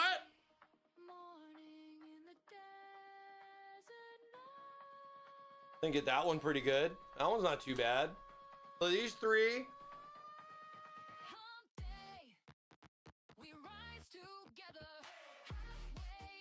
Got that one in. And then we got three more here on the bottom. Look at the bottom though, right? Look. So this one's going to be a little, this one right here is going to be a little difficult. Same with this one over here. We can get this one at least. But look. See how it kind of like, and this does determine too on if you have a magnetic screwdriver. No, this determines like if the motherboard has like some frameage or like some, you know, little coverings on it. Like this Project Zero board's got a lot of that stuff on the front because they want to clean it up because that makes sense and everything, right? But if you look at like these guys, this is a pretty tough little angle right here. I don't know if you guys can see this, but like that's a kind of a tough angle to get the screw in for these two guys. So you may want to consider taking out at least these two fans before throwing your motherboard in. Could help you a little bit. You know what I mean? Could definitely help you a little bit with that. I mean, just up to you on how you want to go about it. But with the way the case, like it's small enough, it still supports ATX. But if you can understand, we made it so that way you still have the clearance on the top. So it's like stuff like with the space for the rad and the fans, and then being able to, you know, connections and everything on the top, it's still fine. But on the bottom, like a lot of ATX cases, right? When we do the builds here on the show, we Where usually do put waffles these fans go in on later. vacation? San Diego. Where do waffles go on vacation? San Diego. I like that one. That one's a good one. That one's a good one. Shout out to my San Diego peeps. That's like, I like that one. I like that one a lot. And then I guess I'll show you guys later. But then, like, if you look at the connections, oh wait, I guess see the connections there on the bottom. I'll show you guys more of a close-up, but they're literally on the bottom of the floor of the case. So space-wise and everything, that ATX board, because this isn't like EATX or anything different going out of spec or anything like that, but just something to consider with, hey, I want to build this case mic. What are the things that I need to know before just slapping everything in? Now, I mean, to be fair, are you going to know if I put those other 2 screws in? I mean, you could be like, hey, zoom in on that screw hole when we're done with the build, but you could literally put them all in but that one. You know what I'm saying? I mean, you don't need all the screws for the motherboards, to be fair, but I understand that, you know, things gotta make sense for what it is. And again, that's why I said, like, the fans on the bottom are still removable, guys. I mean, yeah, it might be a little bit of a headache for something like that, especially when you're dealing with like a motherboard that has all the connections on the front. So then plugging in like those USB headers, all that other fun stuff, you know, front panel connections, you know, that wonderful HD audio cable that we still have, you know, stuff like that we're going to plug in the bottom there. That's why we always like to put those bottom fans in like after the fact or after we get the connections in, if it becomes something we feel that it's in the way, right? Like, we gotta think about these things. We gotta think about these things. You know what I mean? We go to Maple Syrup Land, yeah. Or do they go to Maple Syrup Land?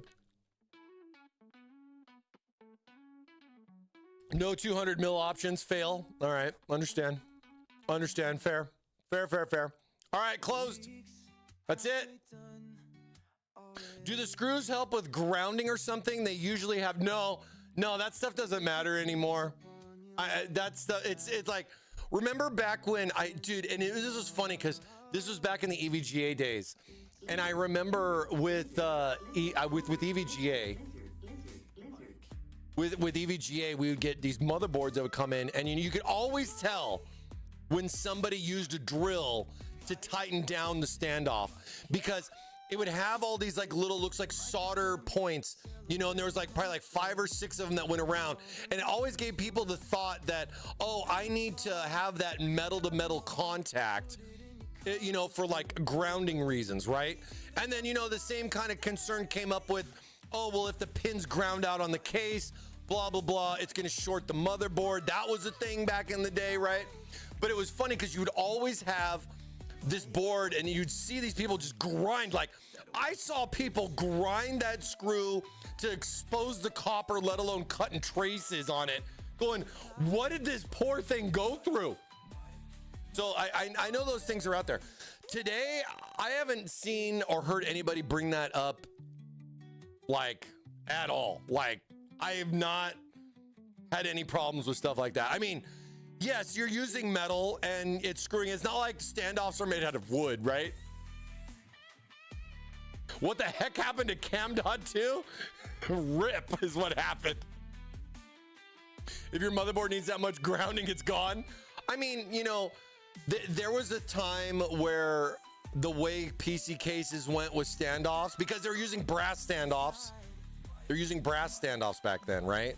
So a lot of that stuff changed. There's a lot of fun history there with case development. What did Aunt Jemima say to Hungry Jack? I love you a waffle lot. Good old Aunt Jemima. I'm a Mrs. Buttersworth.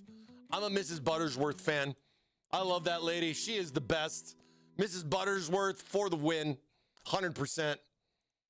Throw it on the ground. All right, waffles are done. Waffle are closed. We got over 300 wafflers in here today. Holy waffle. Holy waffle. Do we got an ad break going on right now? For DDR7. We got an ad break going on for anybody non-subscribers? No, I'm just kidding. You guys don't, we don't want subscriptions here. But I do want to make sure you don't miss the waffle. You just missed it. See, there's always somebody. There's always somebody. I'm sorry. The waffles are closed. The chat has spoken. They typed 1 and 2 in the chat. Laugh Out Loud is for DDR7. It'll come out in a special bundle with Half-Life 3. Yep. Half-Life 3. Expect it. Bots don't care about ads. Hey, we don't view bot around here. That's been a big thing going on with Twitch. Very big thing going on with Twitch. Don't need it. Don't want it. Just want you guys. Because I know you're real because I see you every week. That's a good amount of waffle entries. 50, 70 equals 49. No, don't you say those things. 50, 70 does not equal 40, 90. Don't you dare say that. How dare you say that? Go buy yourself a leather jacket. All right. It is one of my favorite times of the week. Are you ready? Waffle timer is off. That means it's time. Let's go. Wait. Almost. Hold on. I gotta change audio. Changing audio. DMCA mode. Activate. I am a meat popsicle. Activate. All right. I think we're ready now. We probably not, but we're gonna try anyways. Let's go.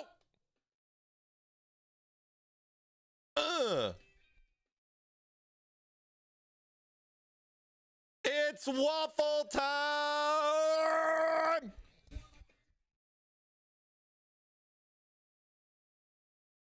The song came on in the truck the other day, dude, and I freaking cranked it. And I was just thinking of you guys.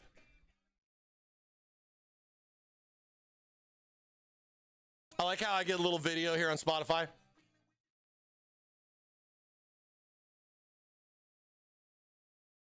Let's go. All right. It's waffle time.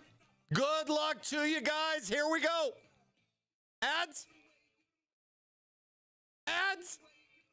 Oh, we got to play the song longer. Okay. Holding. Hold.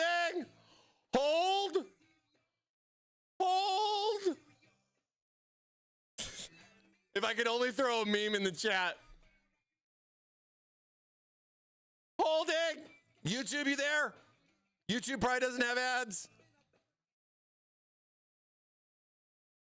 We're waiting on ads, guys. 10 seconds.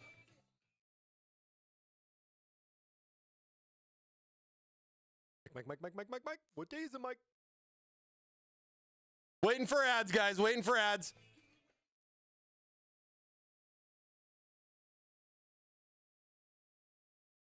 Give it away now.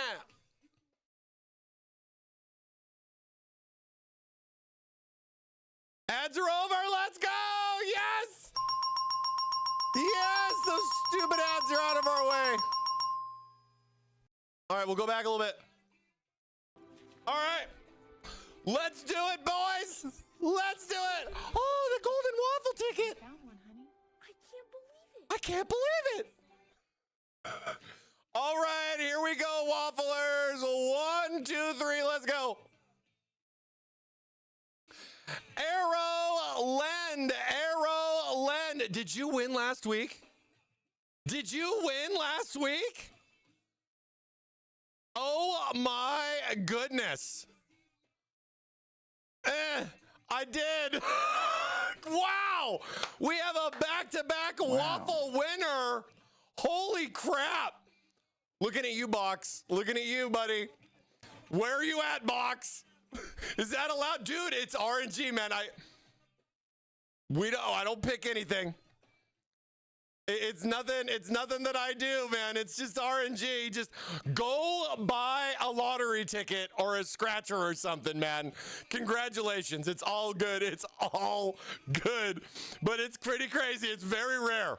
Very rare. It's like you went on the raid on Wednesday and then you went on the raid on Friday and you got back-to-back God drops. Like everybody's sitting there mad at you going, that man, that person right there. No, I'm just kidding. Congratulations, Erlen. Congratulations. Finger is on the trigger. You say spin it, you're going to win it. It is what it is, man. It's RNJ. Let's go. Let's go. I know I made you wait. I'm sorry. I had to make a big deal about it because it's very rare. Very, very rare. All right. Ready to spin? Yep. Let's go.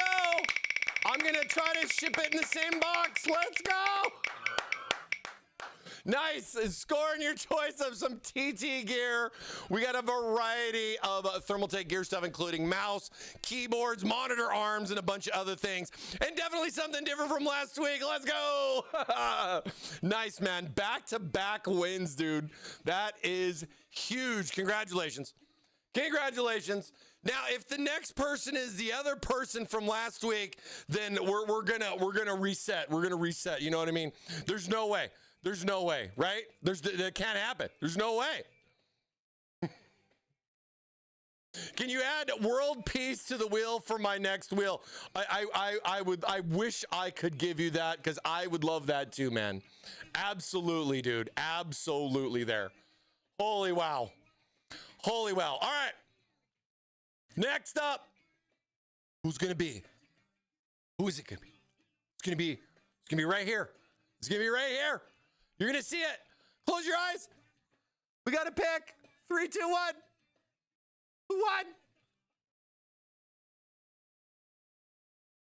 1. Raids?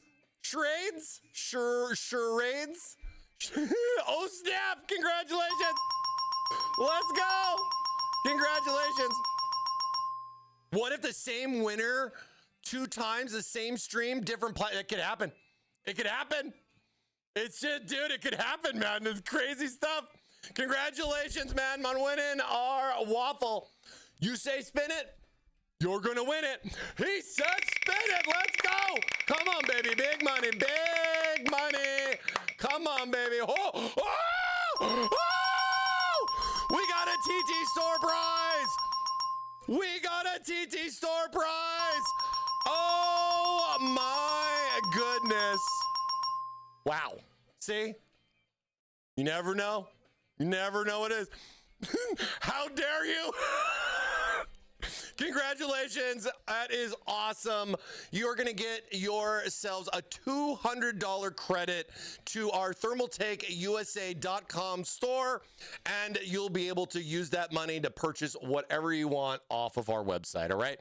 I just hope you are within the U.S. and Canada so that you can get that prize, my friend. But both of you guys, both my waffle winners, please make sure you Discord me that you are Meat Popsicle to verify that you are not a robot. You don't have to send me a friend request. Just shoot me a DM. Congratulations to both of you. Another wonderful waffle win in the books. Let's go. Hell yeah, dude. Big TT store prize, man. Dude, you can put that money towards a bigger purchase. You can use it to buy a couple of things. It's up to you as far as what you want to do. For TT store stuff, please make sure that you make an account at thermaltakeusa.com, and then that account with that email that you'll confirm with me will be applying that credit to that account. So take a look at that. You can almost buy 1 RAM stick. Oof. Oof. It's true. It's true. It's true. Oh, and then you know what? Because a lot of people ask me this. A lot of people ask me this stuff. So, like stuff for like TT gear, like just to kind of give like a little reference, right? So, this is kind of a pretty straightforward category, right? Case, power, all that fun stuff, right? But if you go over to TT gaming, you go over here to like the TT gaming section and everything. You basically have all of these options with the mouse and mouse pad stuff, keyboard options, no problem, headset, no problem, notebook cooling, if that's what you want, no problem, no gaming desk stuff, no $1,600 gaming chairs, I am sorry, but we do offer the monitor arm as an option if you would like that as well, but no monitors and no sim racing, all right? I'd love to do a sim racing giveaway one day, like a full freaking bundle. We'll have to see. on how we can make something like that happen. But yeah, just for the TT Gear prize, because I know a lot of people ask me about this one, because it is a variety of things, but it is your prize your way. So we try to give you as many options as we are capable of doing for our giveaway. So yeah, feel free to check that out. Good luck. I mean, congratulations. Not good luck, but congratulations, because you did actually win. You're not still trying to win. You did win. Does TT still make monitors? We do. But like we kind of I mean, I think a lot of it was the market, you know, because like if you go to like gaming monitor, the 27's gone. The only thing we have up is the 32, and we still have the 32. I'm actually using the 32 right here, you know, on you know, for the stream and stuff.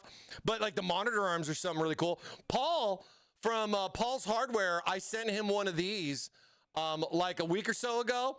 And he did a cool little remodeling or revamp of his little, you know, his video room, his little man cave. He's got a fridge in there now. It looks sick. But he utilized the monitor arms, and I didn't even know that he was going to do this, because he has a, you know, sit-stand desk, and he wanted to be able to have mobility with the monitor arms depending on which position he's in on the desk. I thought that was a cool idea, and seemed like it worked out pretty well for him. He likes that. Definitely likes that. I think if you go over to like global side, if you come over here and we go to, where's the other M? Mouse pads? No, why? I found like every, where, memory, mice, notebook, gaming monitor. Oh, it's right, because it's got gaming in front. That was what I got messed up with. But like over here, so there's the 49-inch. This is that ultra wide that we had at PAX for the racing sim stuff. There's two models of the 49-inch.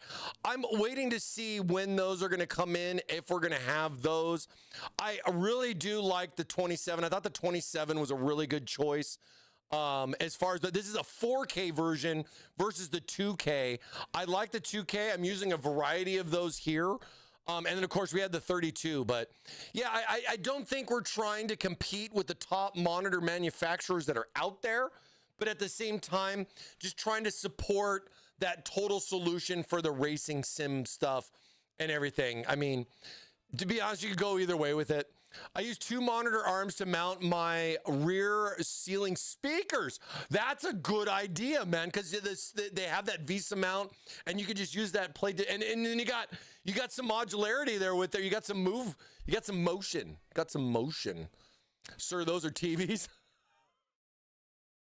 I mean, I'm personally running 27 at home. I have what? Do I have four? I have one, two, three. Yeah, I have four 27s. God. I have four 27s at home, but I've been itching to go 32. But it's just such a huge upgrade, you know what I mean? So I'm just kind of on the fence with it. Like, I'm waiting for like the next, I guess, you know what I mean?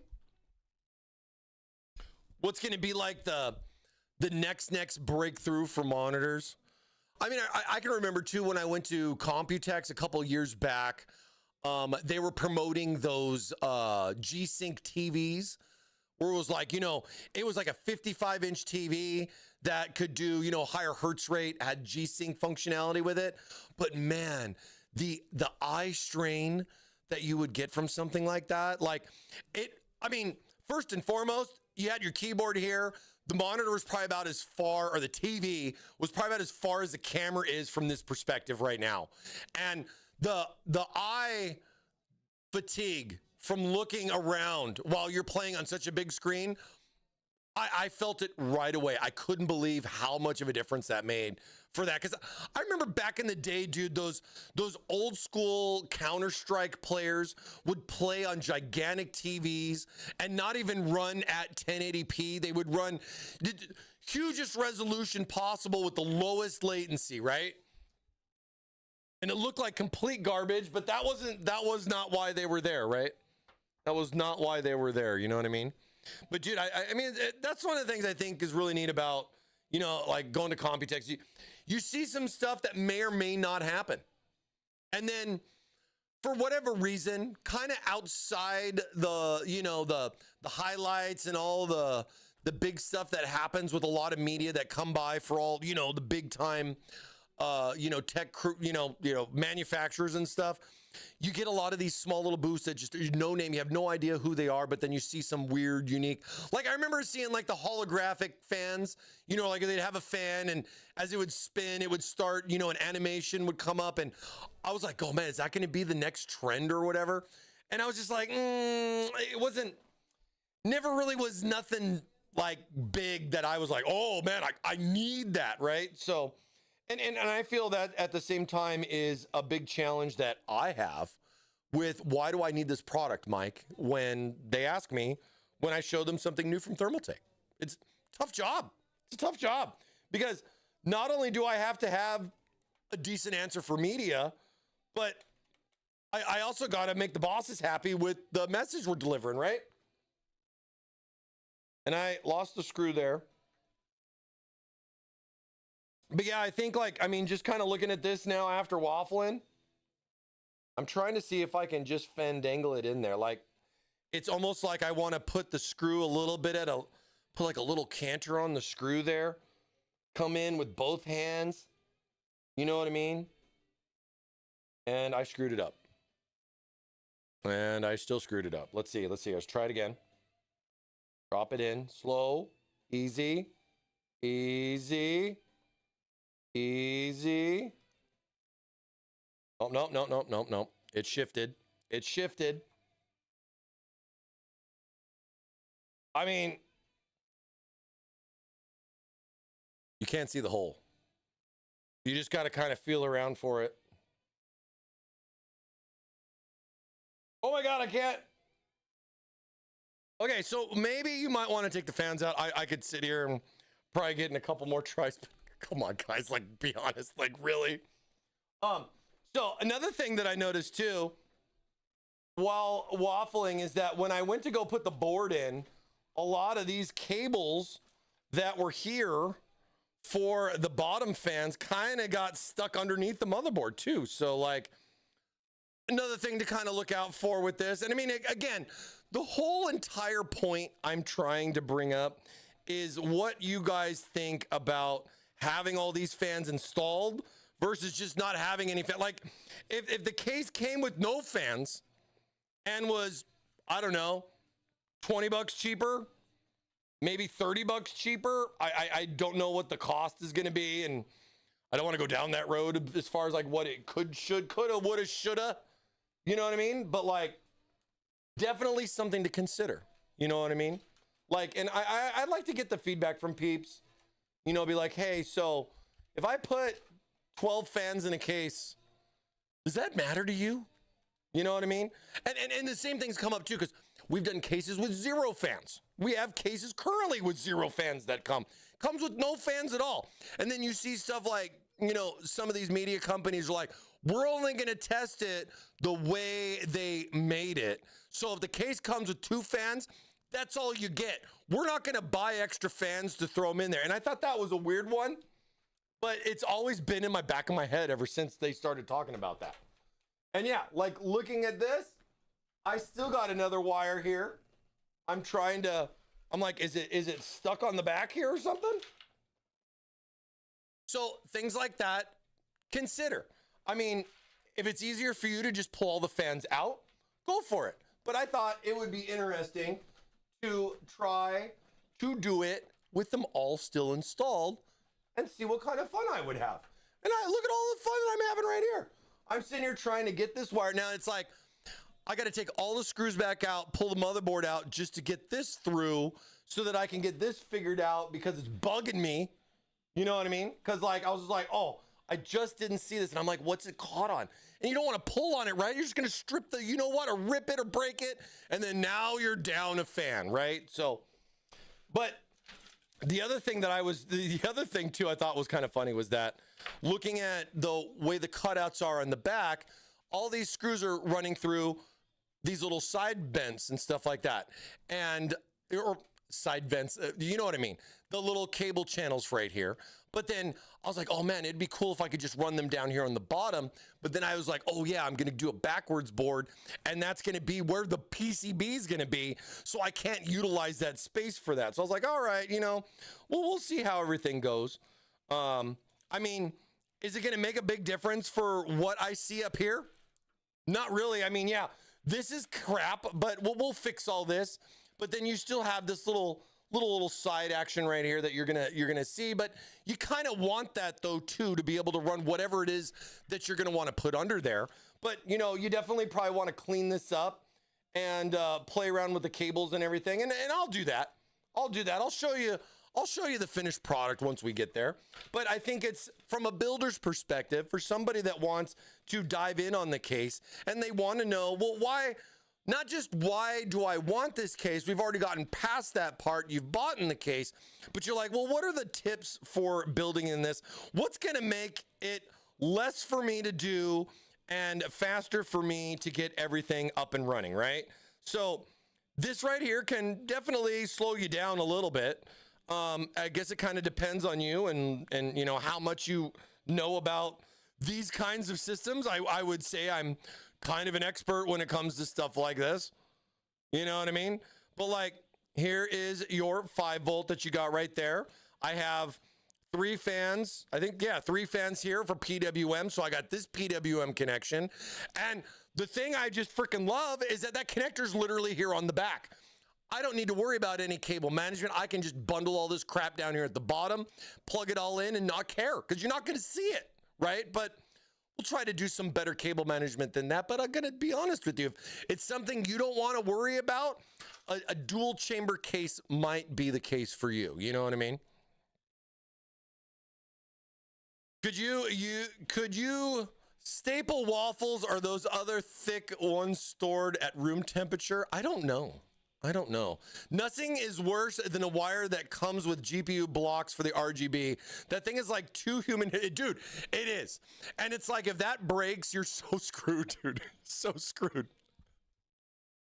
I think it's nice that I have both options. Maybe personally, I usually am very particular with the choice of each piece, so I might just reuse the fans I already have if they're good enough, depending on what I'm building. I agree with you on that, but sometimes a bundle for a nice discount, or just having them already in place. And you know, I think when we have cases that we sell with no fans, or we sell with 6 fans, or 3 fans, or 2 fans, I mean, understand that this fan is much cheaper than the 3-pack fans that you're buying. It doesn't have features like the magnetic connectivity, you know, and stuff like that. Wires cost a lot of money. No, I'm just kidding. They don't really, but I think you kind of get the understanding of this, where that is in like a bulk version that's being built, not something that comes in a pretty little box that's got a little thing on it that says guarantee on the side. You know, quoting Tommy Boy there a little bit, you know what I'm saying? So when you don't have to deal with packaging and all that, it definitely does help with the price and the costs, you know, saying that like, these are going to be pre-installed only, but you can't buy more of these particular fans. But understand that we do make fans that look exactly like them. They're actually better than them. But then at the same time, right, there are people that are like, you know, I want this fan instead, or I want to do something different, because it's either based on the AIO of their choice or what they want to go with. But like I said, you're going to have extra fans regardless. Maybe it might be something better for a different build, use them for extras, just to kind of have them laying around, or just whatever. I mean, it's $100 case. To me, it feels less punishing, but then like that, I'm just like, there's not $200 worth of fans here. You know what I mean? If there's 6 fans in this case, and we sell these in a 3-pack for $90, that's $180 right there in fans. The case is $100. You know what I mean?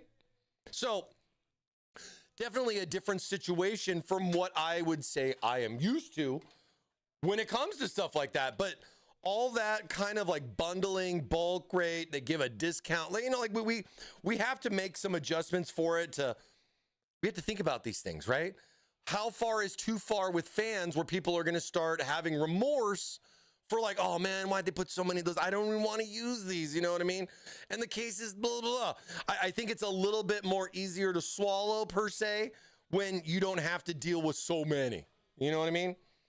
And then, yeah, just checking over my cableage here and getting my daisy chainness all together. Guess what day it is? Let's go. Anybody? Julie, Hey, guess Thank you what so day it much. is? Appreciate Oh, you, come on, Shane. I know you can hear me. Well, like, yeah, I have my What day is it, Mike? ARGB, I have my PWM, and it does kind of daisy chain together pretty nicely. I think maybe you might want to wrangle your cables just a little bit. Like, this is going to be the connection going to my motherboard. I still got another connector on this end, so I can even bundle this one in. I honestly haven't had issues with PWM when you bundle 2, 3, or 4 fans together. That all seems to just work. That's been really, really good. Like, I haven't run into much problems there with that. But before we get into a lot of cable stuff and everything, look at this. Let me set this up. I think that way you guys can get a better angle here. See if I can. Look how close this is. So like right here, this is literally the bottom of the case, and a lot of those connections are there. I mean, they definitely clear. I'm not having an issue with like clearances or anything. Like, everything fits. Everything has its cutouts for what it would be if it's your SATA right there. You got your Type C, your 24. I guess this was still in the way. But then, like, stuff like coming up here with this one, your 24 pin cable goes here. I guess it's kind of hard to see on stream, but like your 24s on this side, it's not on the other side, for example. So a lot of this stuff can kind of connect here. There's a nice bit of depth to the case, not just for where the motherboard is to the fans, but then also this gap here. So you get a good amount of space here on the bottom of the case. I mean, it's like, where's my cool little tape measure here? I love my cool little tape measure here. But like that is literally a 2-inch gap. So that's literally a 2-inch gap just from the fan bracket. And then when you're looking at like from the back panel to the bottom of the case here, I mean, dude, you're 3.5 inches. You're getting big. You're getting big right there. But that good chunk of space. But remember, you have to accommodate for a freaking power supply right here too. So the power supply and all the cables and everything is all going to kind of fill that little bit of a void there with the case just the same. And then you're going to have a storage option right here. This can do two HDDs or 2 SSDs, of course, that can go there. But I'd like that this can run 2 HDDs up here. And then there is even some mounting options down here on the bottom of the case for SSDs. Let me see if I can get what you can see right there. There's another SSD mount just right there on the floor. And that works pretty good for when you want to, you just got an extra SSD versus an HDD. I mean, you got the cage up here that will support 2, which is great. I don't know too many people worrying about like 4 or 5 types of drives. I mean, that's separate from your M.2 flash storage that you have, but 2 HDDs works good for me here on the back. I like how the caddy itself is removable. I can mount the hard drives in there.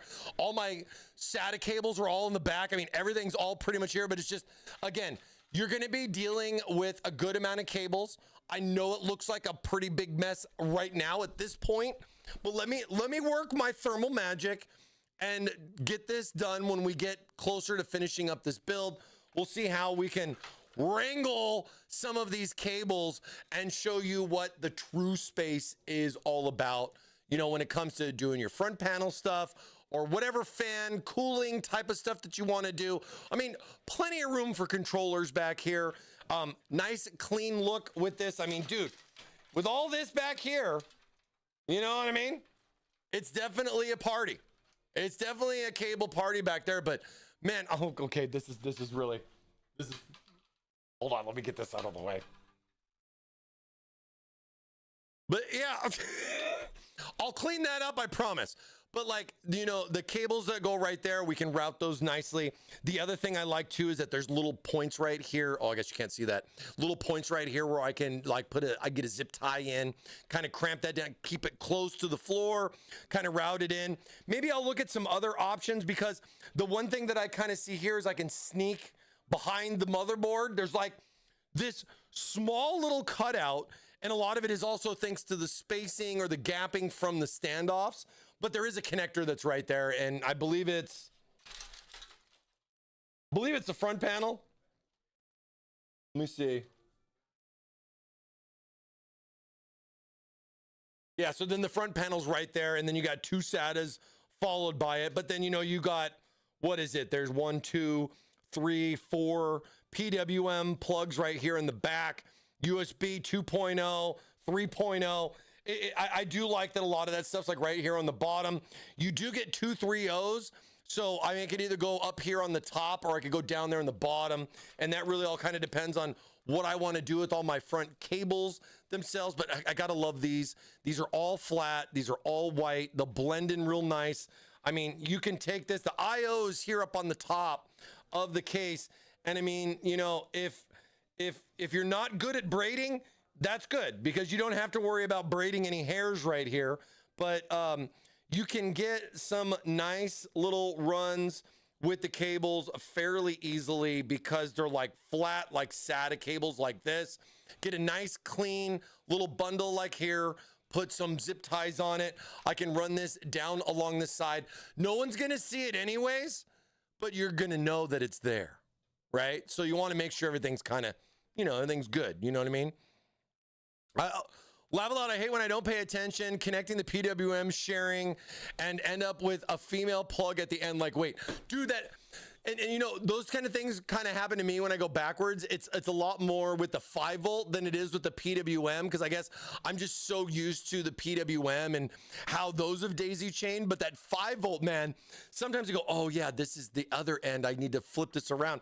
And then you got to kind of go back, disconnect them, and then reconnect them the other way so that you have the female on the end of your run versus the male on the end of your run, right? It happens, man. It happens, but you know, you just got to kind of figure out like where it's all going to go, how that stuff's all going to kind of go in with everything else, you know what I mean? Ugh. But this is also why we always want to plug everything in first, even if it's a mess, because we want to make sure, one, everything works first before we spend all that nice, relaxing time doing our cable management. Am I right? But then it's always, I can't say it enough. Make sure everything works first. Plug everything in. Doesn't have to be pretty. Get your power in. Gosh, if you don't even, you know, bread box your motherboard with your power supply. You know, if you got like one of them old stock coolers, just slap that on with some paste, plug the fan in, you know, get into BIOS, see what your BIOS version is. You know, if he needs an update, cool. Get that on another system or however you're going to be able to get that from something else, if it's a laptop or whatever, so that you can download that, get that BIOS on there. Get stuff like that going already on the board before you even put it in the case. You know, make sure that the board works. Make sure it shows, you know, you got your RAM connected, showing the right CPU. Your storage is there. Like, oh, hey, look, the storage does work. Like, those things are really important before you start going and putting everything else in, you know. Bread boxing is still a pretty popular thing, and I highly recommend it, especially if you're planning to do any type of water block stuff for, like, high-end DIY builds. You know what I mean? But, like, make sure it works first, guys. It's super important. You know what I mean? Now, if it shows wrong CPU, what's the next step? Clear the Cosmos. Because you probably have, or say, for example, even better, you go to turn it on and you just get a CPU light and no display because you're running a CPU that the BIOS doesn't know about yet. Those ones are fun. And I mean, like, looking at like this board, that's why they have these things right here. There is a flash BIOS button on the back of the motherboard. So all is not necessarily lost when it comes to situations like that. If it's gen to gen, you know, CPUs, but then it's the same architecture or LGA socket, but then the motherboard doesn't know it exists because the CPU came out after the motherboard was made.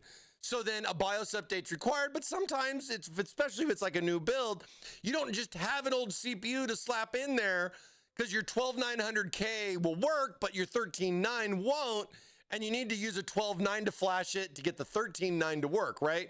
Well, the good thing is I've been seeing motherboard companies improve this, make it a lot easier. Stuff like the flash BIOS button to be able to flash the BIOS, blinded because you just literally can't see anything. You plug a USB stick in, you press this button or hold this button depending on what they want to do, and you just kind of sit there and go, please work, please work, please work. You know what I mean? So the good thing is that before you just be SOL and you had to either get a different CPU.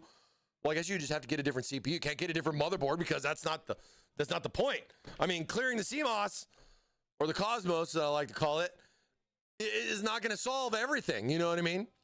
If your 13900K isn't working, you may have a bigger speaker. Well, yes, of course. Try using AMD instead. I mean, same thing with AMD, same thing with Intel, to be fair. But it's nice that motherboards have features like that. And of course, do your research, guys. I mean, if you're going to be building a system, you know, it's expensive nowadays on top of it. So the cost of making a mistake is definitely much, much higher. I mean, look at RAM prices, right? I mean, you don't want to buy DDR4 if you got a DDR5 motherboard, or if you saw that DDR5 memory and it's like 4,800, you might want to reconsider spending a little bit more to at least get closer to the 6,000 range. But at the same time, I don't think you need to jump all the way up to like 7,200. It's not going to make or break a lot, but that also ties in with what CPU you buy. So it's more than just what fits in the socket. You know, those kind of things. Circle, circle, square, square, you know, idiocracy. Like, don't look. You know what I mean?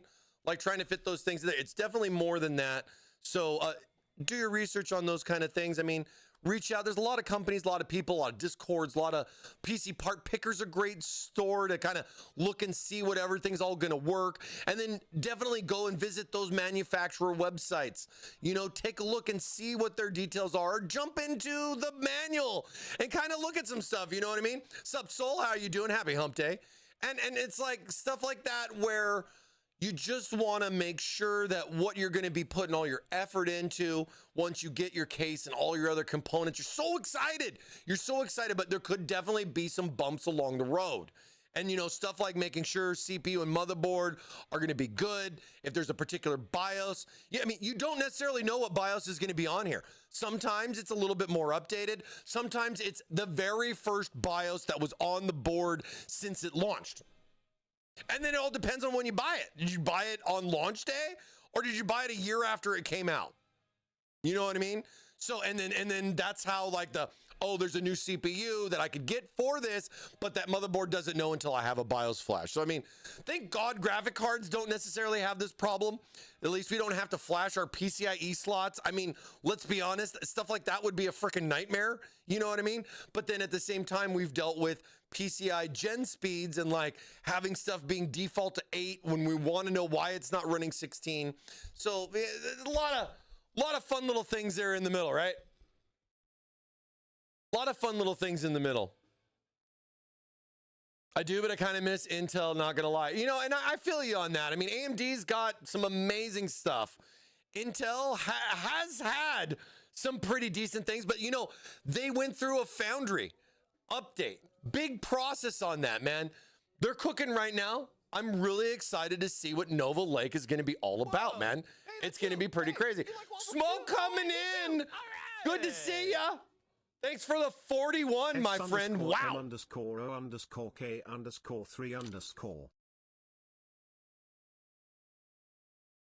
And yeah, like Newegg has a PC builder. There's a lot of PC builder stuff that's out there where you can kind of, you know, figure out what you're going to do, how you're going to go through some things. So, you know, just some general building advice.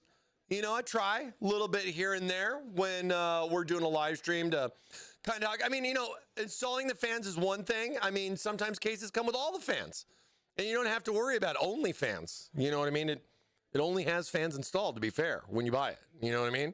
But like AIO wise and what you're going to do with the fans on there, if anything, you're just looking at grabbing a 3-pack for that, which is literally almost the same cost of the case. Is that crazy? Is that crazy today? Wow, man. It's so crazy.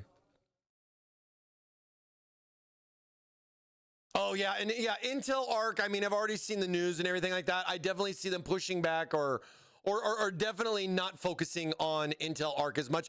And to be fair, I think it's a good direction for Intel. I think they need to focus on CPU stuff. I think a lot of us know what Intel has done in the past, and we're expecting this on the next one. I think a lot of us are. I think it's going to be a make or break for Intel big time. It's like, look at the iPhone, and it's just like same every year, and it's like just look at how that's gone down, you know, with stuff like that. You got to have innovation with it. I mean, is USB 4 all we're really looking forward to? I mean, motherboard companies, all they want to promote is it's got Wi-Fi 8 built in. Who cares? You know? I don't want Microsoft Copilot on Windows anymore, and I definitely don't want AI in my BIOS. But it's already happened. I don't know.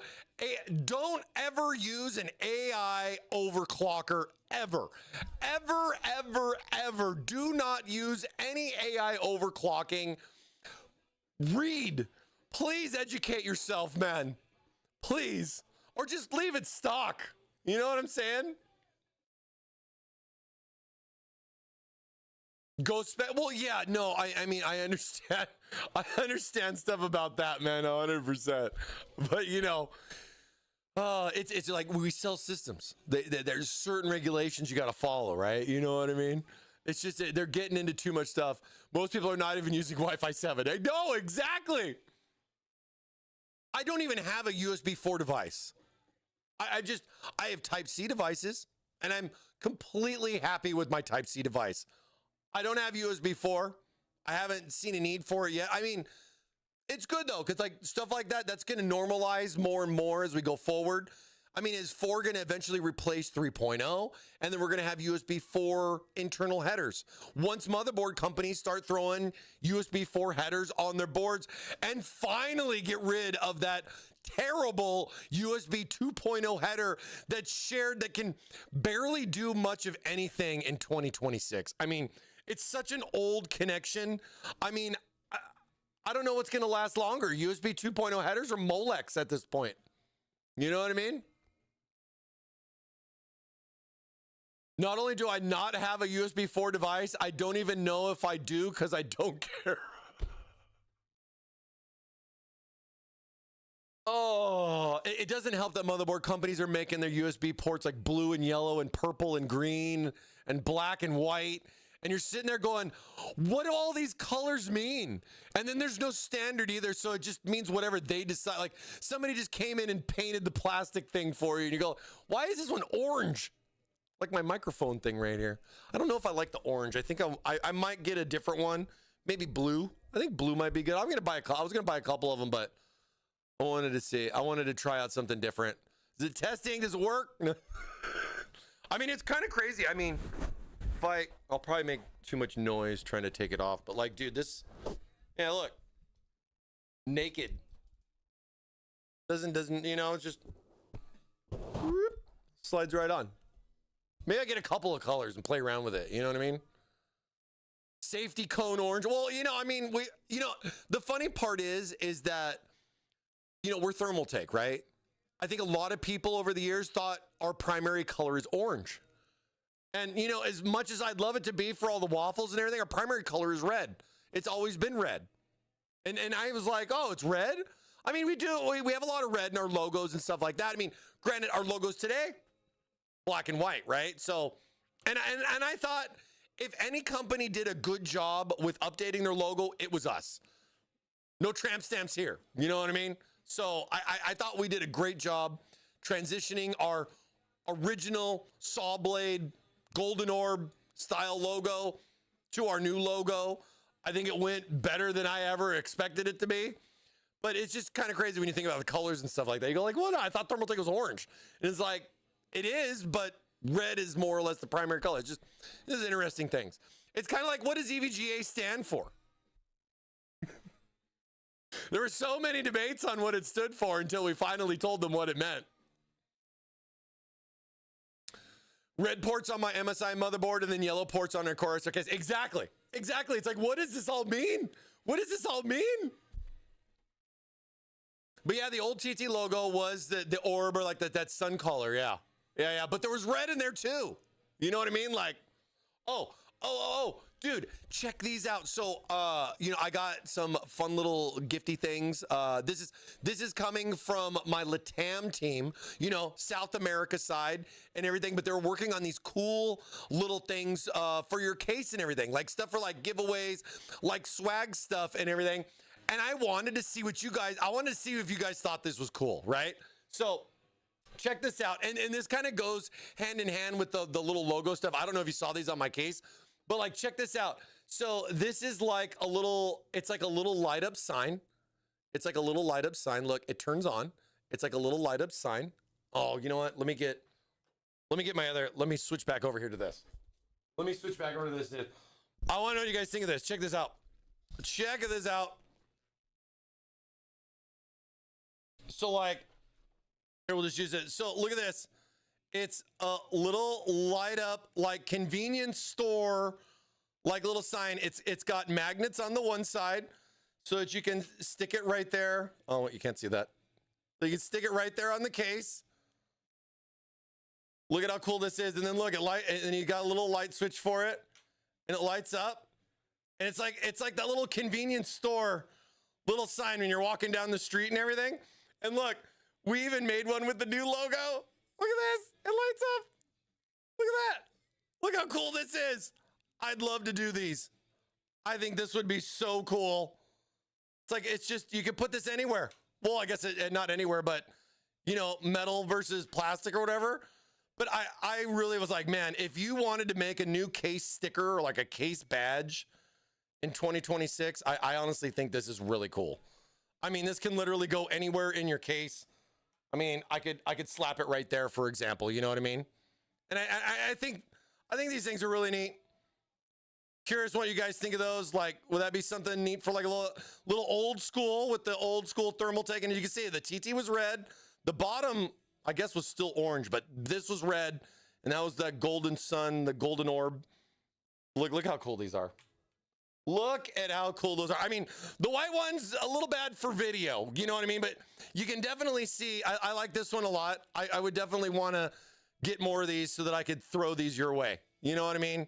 I think this would be a fun little thing. I have not seen something like this out in the market, and that's kind of saying something. You know what I mean? This is so funny. Look. And then yeah, the little magnet feedy guys come off too. So like, see, like this. It's so simple, right? It just sticks on there. Got the little, it's kind of like a Lego. It's kind of like a little Lego. You put it in there. But look how cool those are.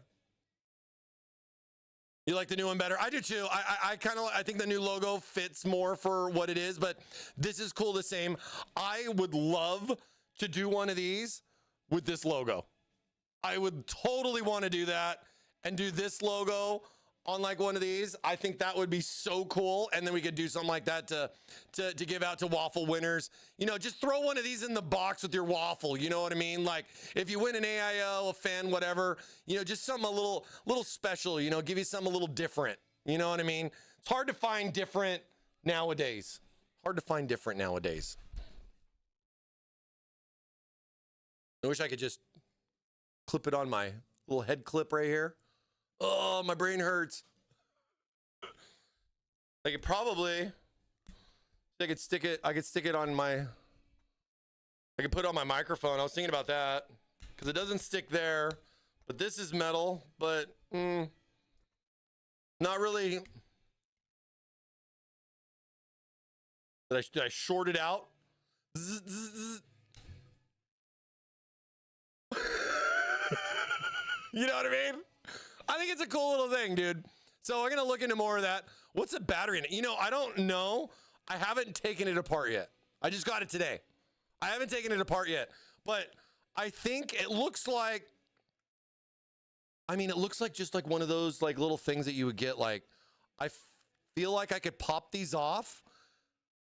But I could see somebody 3D printing something like this too. It's probably just a very basic LED with a very simple battery, you know what I mean? Cheap, so it's like giveaway style, you know what I mean? Not something where you're like, well, what's the MTBF on that battery? 10,000 hours, you know what I mean? I don't think you're gonna get something out of that. Something like this. But I think something like this would be neat. And yeah, see, cyber, yeah, I've made similar things. So like something like this, I think this is a neat little thing. I think this would be something I wish I could give you back to say thank you for all the Waffle TT ones that you made me, man. I'm going to see if I can get my hands on some more of these and figure some stuff out. But I just want to show you guys some fun before we end the stream today. You know what I mean? Neat little stuff. It's probably just like a very simple battery, right? No, like nothing, it's not rechargeable, doesn't have a Type-C port on it, you know, stuff like that. You can't use it as an iPod. But all right. Please get me one too, and your hat. I know, I want to do more. I want to do more of that stuff. It's tough. It's tough. I don't want to sell stuff. You know what I mean? We've had that discussion about selling. I don't want you guys to have to buy. I want to give it out. I want to give back. You know what I mean? So that's why we haven't more or less sold stuff. You know what I mean? We'll see what we can do. Send us all one, please. Exactly. I would love to. I would love to. Maybe I could do something for my subscribers. Maybe I could do something for, you know, the people with stream streaks. I mean, there's a lot of things that I could do, but need more fun little things like this. Just wanted to show you guys one thing that we got working on. I'd love to do more and love to give more. You know what I mean? That's what we're all about here at Thermaltake. You know what I'm saying? But hey, that's going to wrap it up for us here at Thermaltake Live. We got the motherboard installed. Wow. Had a lot of conversations about a lot of other things. Next week, we'll definitely get going on getting everything, I think, for the most part, wrapped up. You know, when the fans are already in there, there's really not too much to do, you know, but I did want to also kind of bring up, I don't want to say it. I also kind of wanted to kind of recap on the case. I mean, we talked about it about a month ago, so I wanted to kind of go back over some particular key points with the case. So it's kind of treated like a first part video versus like a second part video. And then that way you guys can watch the build process going throughout until we get done with it. And then my goal is to use it for some software stuff so we can do some nice tutorials for software with it, because I'm going to be slapping the Mind Cube in there, amongst other things. Maybe even some gameplay. I'm still trying to get some gameplay in there, you know what I'm saying? Make them 50K tokens. I'll take 8, please. Oh, hey, understood. All right, you guys have a great rest of your week. Happy hump day. Thanks for being here and everything like that. We'll see you guys next time. Bye.